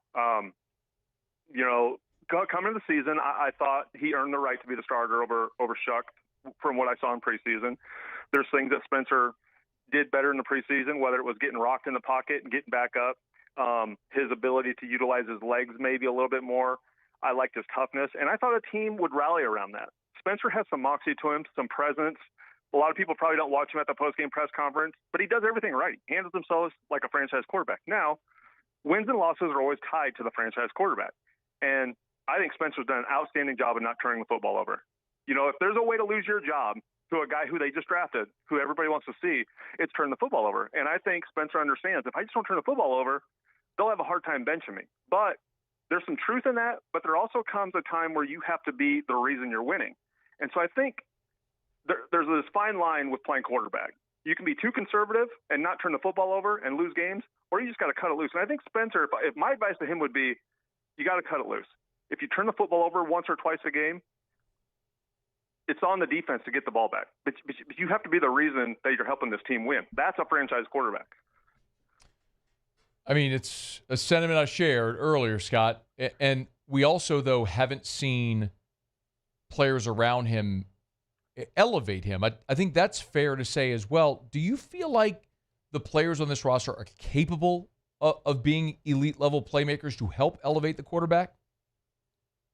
Yeah, I really do. I think you ask a lot of quarterbacks around the league, would you like to have first-round draft capital invested into every offensive lineman in front of you? They would all say yes. You know, you re-sign Juwan to a big deal. He's a receiving threat. He's not going to do much in the blocking game. You have a first-round pick in Olave at wide receiver, who, in my opinion, they target too much because he hasn't been productive enough to warrant those targets. Shaheed needs to get the ball more. You have all these weapons, and I think there are plenty of weapons with Spencer. My biggest issue with the offense is they're too reliant on 11 personnel and the passing game. They need to get bigger. They need to run the ball, utilize the two backs they have. They're putting a lot of pressure on a quarterback to win the game every week and not enough on the running game. But again, goes back to your first question. The defense has to play better out the gate so that they can run the ball the whole game. So let's talk about the defense. And Scott Shanley's our guest, former Saint linebacker, Super Bowl champion. I was so interested on Sunday by the fact that Pete Werner had his lowest snap count since 2023, and they got Stutzman and Stallbird reps. Now, Kellen Moore kind of hand-waved it a little bit. Do you read anything into that, Scott? I do. I've been in the league long enough to know I don't think it has anything to do with the way Pete's been playing. I've watched the film. Pete's been one of the leading tacklers, if not the leading tackler in every game. They're trying to get younger guys reps, and I understand that. That's part of the game. There's a good chance this is his last year. Now, when I say I've been a part of this business, it's much easier to go to Pete Werner and tell him you're going to sit down 10 plays than go to Demario Davis and say you're going to be down 10 plays. I think that's part of the thing. Pete also goes from $1.5 million this year to $6 million next year on his contract. He's a big contract bump, the way his agent set up his contract. So, there's going to be a restructure with Pete. I think they'll want him back. Demario, I don't know. This is last year of his contract. So it's part of the business where it's hard to go to a guy like Demario Davis and say, hey, we're going to play some young guys in front of you. Yeah. Do you have a thought on what you've seen from the young defenders? Yeah, I think there's been growth. Last week was a step back. I don't think our secondary is probably a strength of this team. They're really young. Sanker's done a good job in the reps he's gotten, and I liken it a lot to the way Spencer got thrown into the fire as a young guy last year, and those reps paid dividends and helped him become a better player this year. I think that'll happen to Sanker. There's a lot of things he can get better at in coverage. I think Kool-Aid had his best game last week, but here's the thing about the NFL, man. It will humble you. 6-7 days later, it will humble you. You can have your best game ever and then turn around and they don't care. They're going to go after you. So I think the secondary can play better, but secondary play is always tied to pass rush, and the Saints are near the bottom in pass rush, not getting enough pressure on the quarterback. And I think that's probably their biggest problem defensively is the pressure rate. Did you notice any impact plays from Chase Young? I didn't. I saw PFF had him graded high. I don't give a whole lot of credit to PFF and how they grade players because a lot of times they don't know, what guys' responsibilities are. But I think the main thing for me getting Chase back is just having another body in that pass rush rotation. Pass rushing is an exhausting feat, man. I mean, it is exhausting. So just getting another big guy in there, not taking any steps back, getting him back in game shape, I think that in itself is a victory. But just getting him on a rotation, I think he'll have a bigger impact in the coming weeks. A couple more minutes here with former Saint linebacker Scott Shanley. Scott, is there a time I think we could all be realistic and say at 1-5 we know that this isn't going to be a playoff team. I don't know. Well, let me ask you, like, before I go any further, would that be an assumption in the locker room? I don't know. I don't think, I put myself back in playing mode instead of media guy mode, and nobody in the locker room, until mathematically you're eliminated, ever will walk around and say, okay, this season's a waste. And it's a fine line. I'll look at the Browns. The Browns trade away Flacco in a division where Burrow's hurt, Lamar's hurt, and now you're sitting in a locker room like that saying, what the hell are we doing? We could win a game, be 2-4, and we're trading away our quarterback who gives us a chance to win, and we're looking to the future. So I don't think the Saints are at that point yet as far as disgruntling veteran guys in the locker room. But that Patriots loss was a setback because you had a little momentum from the Bills game. You won a game, and you wanted to see some stacked wins. You start losing one or two more games, and then I think you start looking towards the future as far as the way you're playing guys. So when you're sitting here at 1-5, it feels like, just what we talked about, you're getting young guys opportunities probably for the future. But the one thing that they have to address this year at some point, Scott, I don't know if you agree, is like you use the 40th pick on Tyler Shuck. You're very likely going to have a top 10, if not top 5 pick. And you need to know if you're going to use that on a quarterback. Well, you got to know what you have in Tyler Shuck. Do you get to a point where you play the rookie? No doubt. You have to. And, I kind of said, I think a lot of people have the same feeling about Spencer. He's been a pleasant surprise. He's played some good football.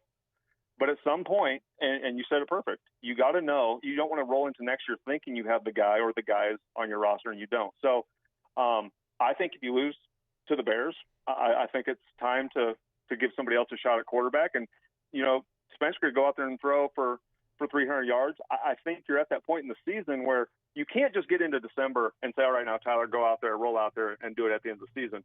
You want to see him out there when other teams are still fighting for playoffs and guys are still fighting on other teams. I think that's how you get a really good look at Tyler and see if he can do this. Saints are at the Bears this weekend, then they're home against Tampa, and then back-to-back road games against the Rams and Panthers. No rest for the weary. Even the Panthers have found a way to win 3 games this year. He is Scott Shanley, former Saint linebacker. Scott, we always appreciate the visit, man. You'll get him on Twitter at Scott Shanley. Thanks, man. Yeah, appreciate it. It's our pleasure. It is After Further Review. We're brought to you by Rouse's, the official supermarket of the New Orleans Saints. Rouse's.com, Rouse's.com. Hey, look, Rouse's is helping you cover the spread all year long. No. Not the point spread, the tailgate spread. Tigers are on the road this week, but the Saints also on the road, so maybe it's time for a home game watch party. Look, it's an early one for the Tigers on Saturday, 11 a.m. Central Time kickoff. Get on by Rouse's, get something to throw on the grill for lunch while you're watching the Tigers whip up on the Commodores in Nashville. Don't want to do the cooking? Let Rouse's handle it for you. Ribs, your drumettes, your finger sandwiches, your mini muffalettas, your meat pies. I got it all for you. And great desserts, your floral arrangements. If you want like a centerpiece for your table, Rouse's has everything, and they'll help you make your groceries as well. Rouse's.com, Rouse's.com. See all the weekly specials right there. Rouse's, this feels like home. All right, y'all, it's After Further Review. Jimmy will be here in 15 minutes for Otterlocks. Man, I was glad we had Scott on, and I love media, Scott Shanley. As I love guys that have great perspective that don't have to give you a locker room speech, player speak or coach speak. And Scott's very honest, and I think a lot of what Scott said validates what a lot of fans feel about the Saints team right now. And you're going to get to a point, if you keep losing games, where Spencer Rattler can be just fine, and he's not costing you games, but he's not winning you games either. And you got to find out what you have with the 40th overall pick eventually. You're getting close to that if you keep losing games. All right, it's After Further Review. We'll knock out a break. Come back. We'll do our college football takeaways. Muse, Paulie, and I'll give you 3 things that were our biggest takeaways from the college football weekend. Stick around. It's AFR presented by AFR. Get Gordon and get it done. Gordon McKernan Injury Attorneys. You've been injured in an accident. It's not your fault. Do what injured people in our state have done for 30 years. Get Gordon and get it done. Of course, you can go to getgordon.com, getgordon.com. Again, if you don't follow Gordon on social media, do it. They have all the billboards up of the Billboard design contest. and our winners. So congrats to Madeline LeBlanc, Amy Gonsolin, and Christine Cousins, who are the winners of the 2025 Get Gordon Billboard Design Contest. If you want to see all the billboard designs, you can do it on any of the social media. It's Twitter or Facebook or Instagram. They're all over the place. So the greetings from Gordon, the vintage postcard, won first place. The Dancing with the Stars pun, was second. You got Penny on that one as well. And then the Ghostbusters, who you're going to call with Gordon as a Ghostbuster, won third place. So you can check them all out at Get Gordon on social media. And, of course, Gordon always doing fun ways and giving back to the community. You've been injured. You know what to do. Get Gordon and get it done. ED, low T, or simply seeking to optimize your health and performance? Goodwood Men's Sexual Wellness offers a range of discreet services to address your specific needs. We empower men to reclaim their health and confidence. Visit yourgoodwood.com. In South Louisiana, you can always count on good people coming together to help our children. At Dreams Come True, we grant wishes for Louisiana children with life-threatening illnesses. But to do this, we need funds. That's why we're trying to raise $100,000 for Dreams Come True by giving away the Blessed Builders School. Make your backyard's dream come true while helping our kids. Just go to dreampoolla.com and you can find out how your $25 donation might help win you a Duplessis pool.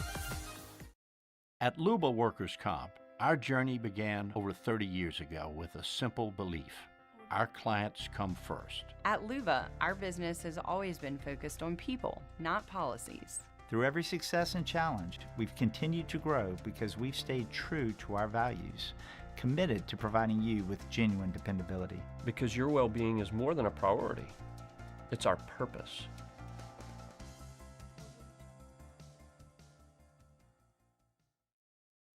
Breck teamed up to reimagine your parks, and you imagined big. With your help, we went to work, creating 12 beautiful community parks across the parish. A family-sized water park, miles and miles of trails, and parks just for your dogs. There are more places to splash, to explore, to run wild, and even soar. You imagined, we delivered. Gold. Breck, your #1 park system in the nation. Trust isn't given, it's earned by showing up, leading the way, and performing at your best when it matters most. Our Lady of the Lake sports medicine experts know what it takes to improve performance and build champions at every level. That's why LSU chose Our Lady of the Lake as its championship health partner, trusting Louisiana's best medical team to care for our state's best athletes. From championship athletes to everyday champions, trusted care starts here. I trust the lake. At Bayou Automotive, we believe in a sales process that puts you first. We want you to experience an easy purchase with clear pricing and great service. Let Bayou Ford and Bayou Chrysler Dodge Jeep Ram be your trusted partners in finding your perfect vehicle. The crew at Bayou Automotive is going to do right by you. These are the luckiest ice cubes in the world. They could have been a thankless bed for an all-you-can-eat salad bar, but instead, they've been called upon to cradle and cool a crisp, refreshing Dos Equis. Looks like the lucky. After further review, presented by Relief Windows. Windows, doors, siding, and oh, we do shutters too.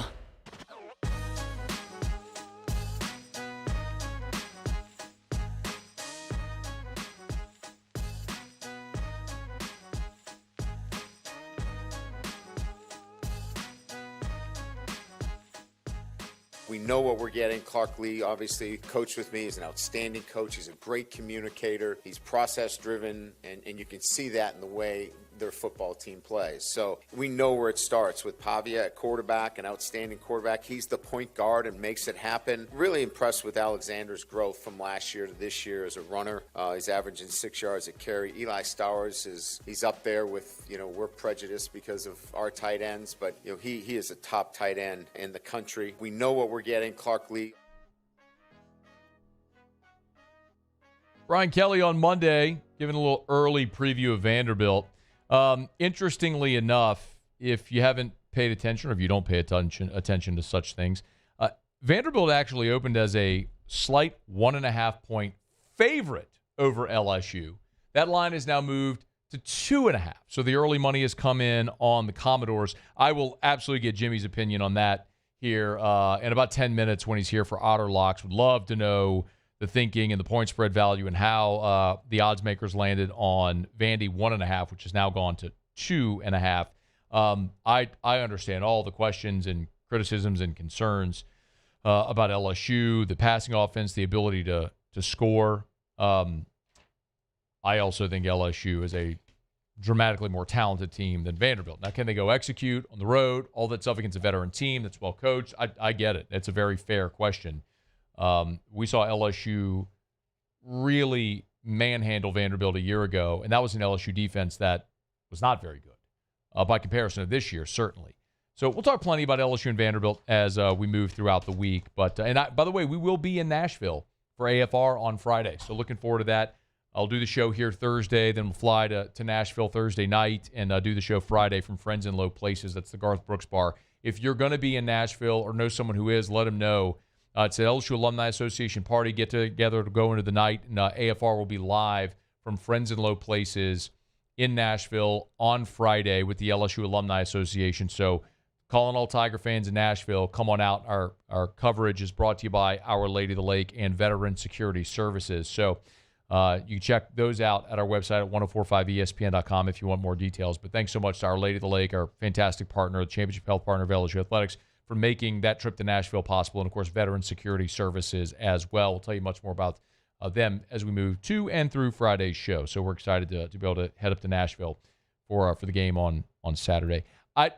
Someone asked me what my record is when AFR goes on the road, or what LSU's record is when AFR goes on the road. I mean, candidly, of late, not great. We lost in Vegas last year. I'm trying to go through the last times I went on the road. We went to the SEC championship game in 22 when LSU lost to Georgia. 21 at the Rose Bowl was a loss. I mean, not great. But then again, in 2019, we were at the national championship game. We were at the SEC championship game. We were at the Peach Bowl.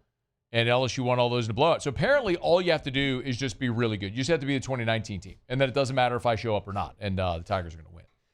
But if the Tigers lose to Vanderbilt, and I witnessed that in person, might really, really check myself if I'm going to make road trips in the future. But I have to think long and hard about that. Here's hoping we don't have to make that decision. All right, it's after further review. We're glad you're here with us. Muse, Paulie, and I watched the college football weekend. We'll give you 3 takeaways each. Hit it, Muse.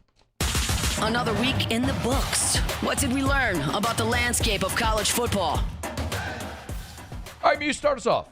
All right, Indiana, you have everybody's attention now. That was mighty, mighty impressive. That's a different group than it was a year ago. 2 wins over ranked teams where they just really decimated them. They dominated Oregon in time of possession. They dominated them in first downs. They held that high-powered offense to 267 yards. The Indiana defense, really my big takeaway from that game. I think we know that Fernando Mendoza is a pretty talented player, but what they did on defense really stood out. Is it time to take USC seriously? A lot of fans dismissed them in the Big Ten after they lost to Illinois a few weeks back, but they came out firing against Michigan. The Trojans racked up nearly 500 yards total offense, forced 2 turnovers defensively, and got the victory 31-13. Up next for the Trojans is Notre Dame. That's sure to be a ranked-on-ranked matchup. A win there could vault USC back in the national conversation.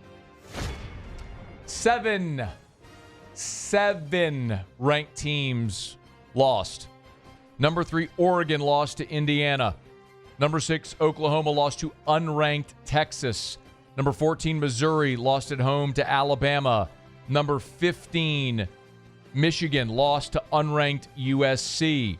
Number 21, Arizona State lost to unranked Utah. Number 22, Iowa State lost to unranked Colorado. Number 25, Florida State lost to unranked Pittsburgh. College football is embarking on a new era of parity. There just aren't great teams anymore. Scone, I know Hanny and I talked to this on the pregame show, and we did a little bit when you were on with us too. Coaching sure seems to matter out with UCLA, doesn't it? They blow out everybody. Yeah. Deshaun Foster, the OC, the DC, and they have 2 really impressive wins. Fell behind 7-0 on the road to Michigan State. This is the textbook letdown spot, right? Yeah. 38 unanswered. 38 unanswered. They're 38-13 win. All right, UCLA, calm down a little bit.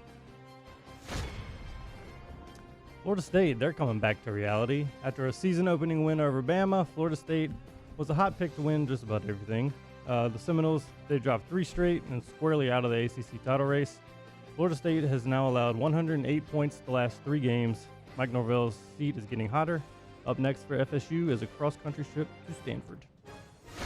So can we do the thing, where's Bama's good win? I mean, people said the same thing about LSU and Clemson, right? So where's Bama's good win? Where's the good win? Georgia. At Georgia. Maybe. It's a pretty good win. Okay. It's a one-loss team. I'll give you that. We got anything else? Is Missouri actually any No, good? They beat up a bunch of bad teams? I would say at Georgia. That'd be my You going to thing. pound your chest about beating Vanderbilt at home? No. Oh, by the way, speaking of Georgia, Georgia had 20 yards of offense in the first half until that fumble at the goal line. That was my number 2 thing that I was talking about, was the controversy. I would just like to say, like, hey, Auburn fans, don't be the ninnies like South Carolina a year ago. I'll remind you that you got shut out in the second half, you dorks. You didn't score a point in the second half. So even if you had gotten the touchdown at the end of the first half, which, by the way, Georgia probably got screwed out of a touchdown because the ball was loose and it was a scoop and score. Like, Georgia probably should have scored right there. Anyway, don't be ninnies. How about this? Don't get shut out in the second half, you dorks. Is this a must-win game for Billy Napier this weekend against Mississippi State? Hey, we're talking at home? about last week. College football takeaways. Not look-aheads, takeaways. I screwed that up, didn't I? Yeah, you did. Oh, well, I'm going to do it anyway. And maybe I'll bring this back. Why don't you wait? Why don't you hold it to Thursday? All right, I'll hold it. Why don't you till just talk Thursday. about Florida losing to Texas A&M? Well, they did. They actually pretty much got dominated in that football game. A&M's really good. Florida's not. I mean, nobody got a stop in the first quarter. I know, but then after that, A&M really took control. A&M's good. Florida's not. Okay, Florida beat Texas at home. Cool. They're not a good football team. My takeaway was, is Texas A&M the best team in the SEC? Atta babe. They beat Paulie's Florida. doing what we're supposed to be doing, talking about what happened. I nailed the first 2, all right? So what just happened on the third one? I don't know, man. I don't know. I was looking for a last one. I don't know. Stay hot, Muse. All right. 5:45, Paulie. Sinking in right Long now. gone. No, he's long gone. That's what happened. Long gone. Yeah, is Texas A&M the best team? I don't know. It's the first time they're 6-0. Since 2016, they were improved to 3-0 in the SEC. Texas A&M does have a history of falling off, but we'll see. That was Kevin Sumlin. Had to be Kevin Sumlin in 16, yeah. 6-0. They finished 8-4. Had to. At 16 and someone, yeah. Had to be. No, but had to finish 8-4. I guess that's what they always did, right? It's their name, Texas 8-4. I'm sorry? Texas 8-4, yeah. Makes sense. Paulie asked about USC being back. I'll see your USC being back, and I'll raise you. Notre Dame is lurking.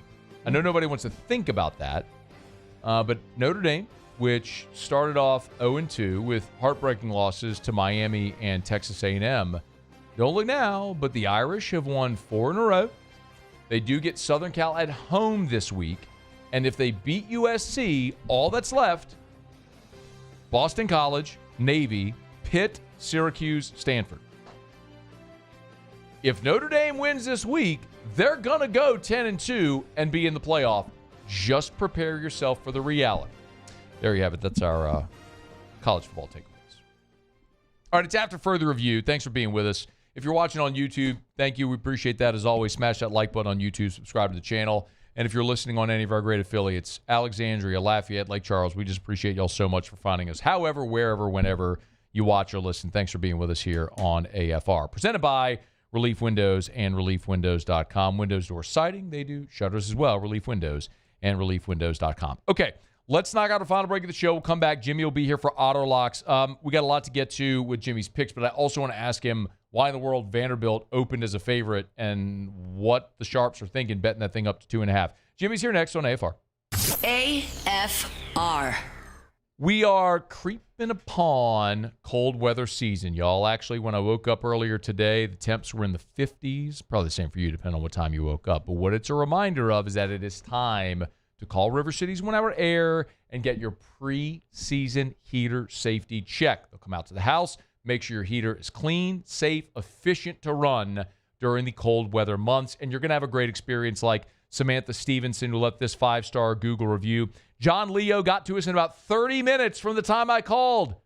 He was very informative about the problem, had our AC back up and running quickly. Thank you to John. Another 5-star Google review. Did you hear what she said? John was there within 30 minutes of her call. Don't think you got to call and schedule and someone will be there in 3 days. No. They're always on time or you don't pay a dime. It's River City's 1 Hour Air with exemplary customer service. 752-0001, 752-0001. Look for the big yellow vans and trucks with the giant clock on the side. River City's 1 Hour Air. Need security services you can count on? With Veteran Security Services, you're always protected. Locally owned and proudly serving the Gulf Coast, they're not some big national firm chasing profits. They're neighbors protecting neighbors. From petrochemical plants and healthcare facilities to port and maritime operations, Veteran Security delivers reliable protection you can trust. Choose community. Choose confidence. Choose Veteran Security Services. Visit veteransecurityfirm.com. Raising Cane's is our victory meal. Football fans are some of the most dedicated fans in sports. It's a fundamental quality we share, and that fuels every single order of our hand-battered chicken fingers. Wherever there's football, there's Raising Cane's. One love. Let's go. Parish Construction and Roofing. This is Coach Kim Mulkey. Go to parishbuilt.com for all of your roofing needs. From your hometown, parishbuilt.com. Hi, this is Beth Serena. Welcome to my pool.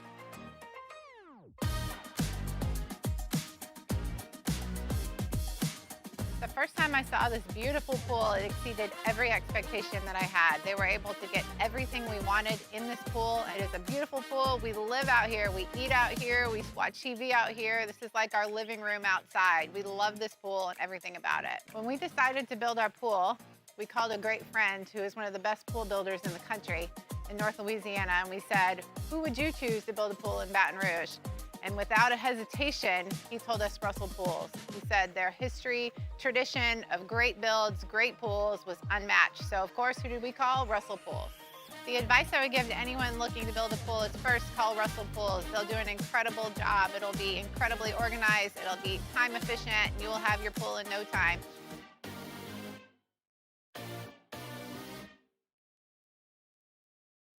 Today, we are shaping tomorrow. We are researching how extreme stress impacts the immune system, from trauma victims to athletes and even astronauts.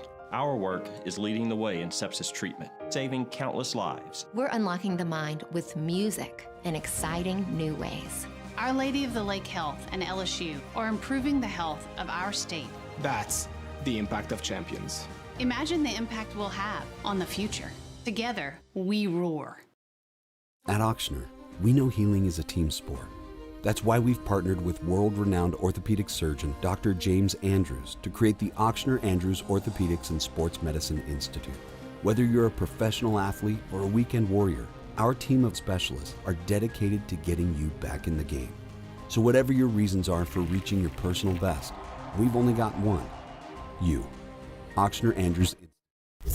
After further review, presented by Relief Windows. Windows, doors, siding, and oh, we do shutters too. Down the stretch we come. Final segment here on this Monday edition of AFR, presented by Relief Windows. Windows, door siding, they do shutters as well. Relief Windows and reliefwindows.com. One thing left to do. Let's find out what we're betting on tonight. It's time for Otterlocks. Otterlocks.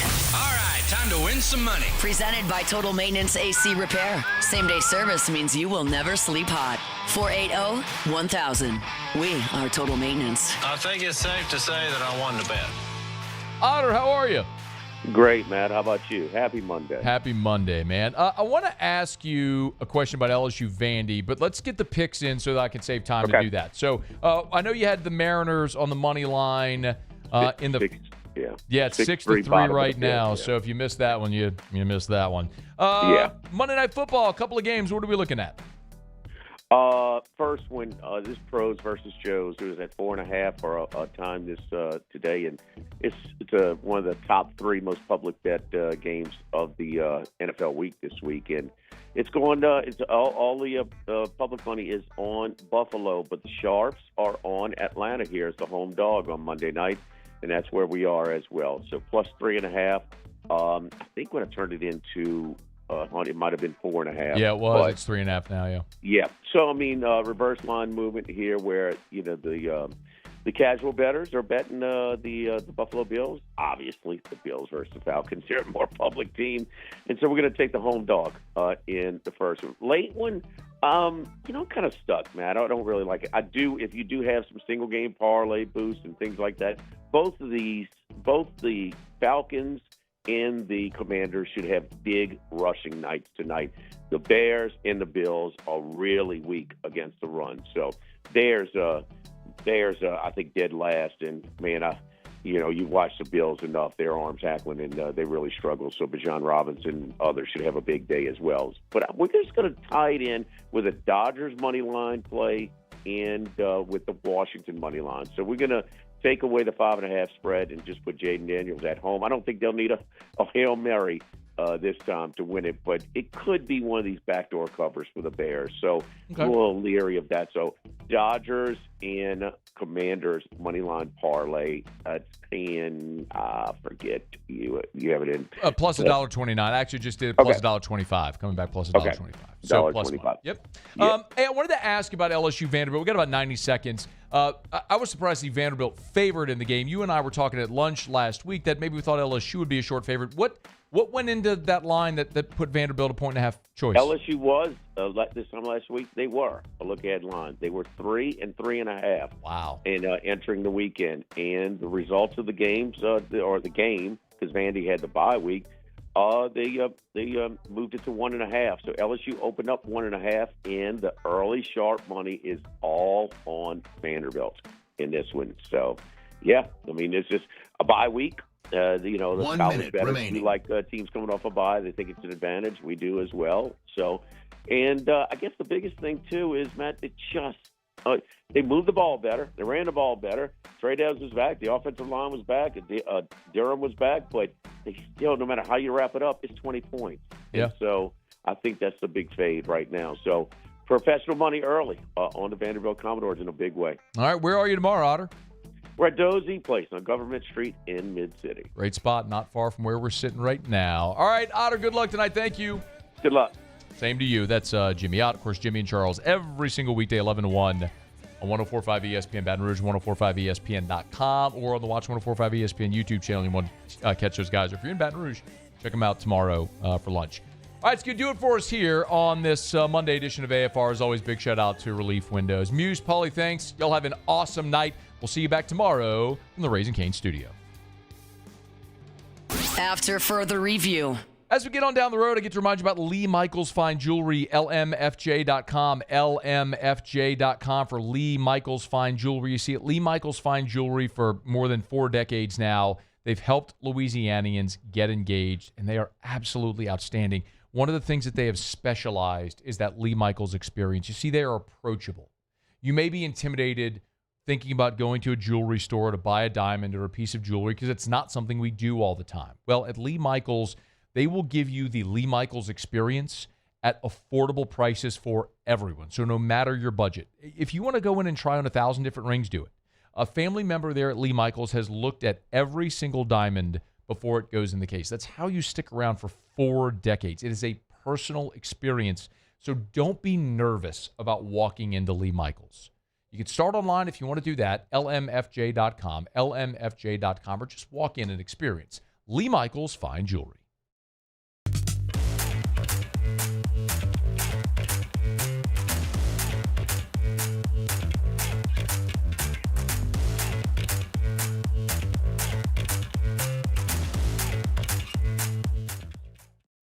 At Luba Workers' Comp, our journey began over 30 years ago with a simple belief.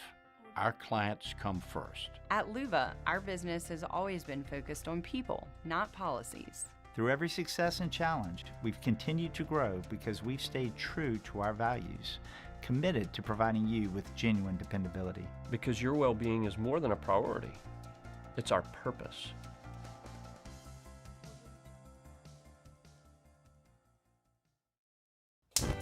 Looking for cleaner energy? Propane is energy for everyone. And when you're cooking with clean, affordable propane, you're cooking with gas. In the wintertime, nothing heats a home like Louisiana propane. And when you need hot water, propane's got you covered. Oh, and you won't regret that propane generator when the power goes out. I'm Miss Louisiana, Gabrielle McLeod, and to find more information and to find a propane dealer near you, visit louisianapropane.com. ED, low T, or simply seeking to optimize your health and performance? Goodwood Men's Sexual Wellness offers a range of discreet services to address your specific needs. We empower men to reclaim their health and confidence. Visit yourgoodwood.com. Every winner knows a great play starts with a solid game plan and the right team by your side. At Sunshine, we're here to keep your operation running strong. From tractors to harvesters, we've got the John Deere equipment you need to tackle every job with confidence. Because when the work's done right, there's more time for the things that matter, like cheering on your favorite team. Make Sunshine Quality Solutions part of your playbook this season and learn more about what it means to be powered by Sunshine at sunequip.com. Breck teamed up to reimagine your parks, and you imagined big. With your help, we went to work, creating 12 beautiful community parks across the parish. A family-sized water park, miles and miles of trails, and parks just for your dogs. There are more places to splash, to explore, to run wild, and even soar. You imagined, we delivered. Gold. Breck, your #1 park system in the nation. Supreme Jasmine is premium American-grown rice. From local farms to your table, every grain is supreme. Pick up a bag of Jasmine or any other of our Supreme American rice. Tiger Country is 100.7 The Tiger. In the car on 100.7 FM or on the 100.7 The Tiger app. 90s country and beyond. 100.7 The Tiger.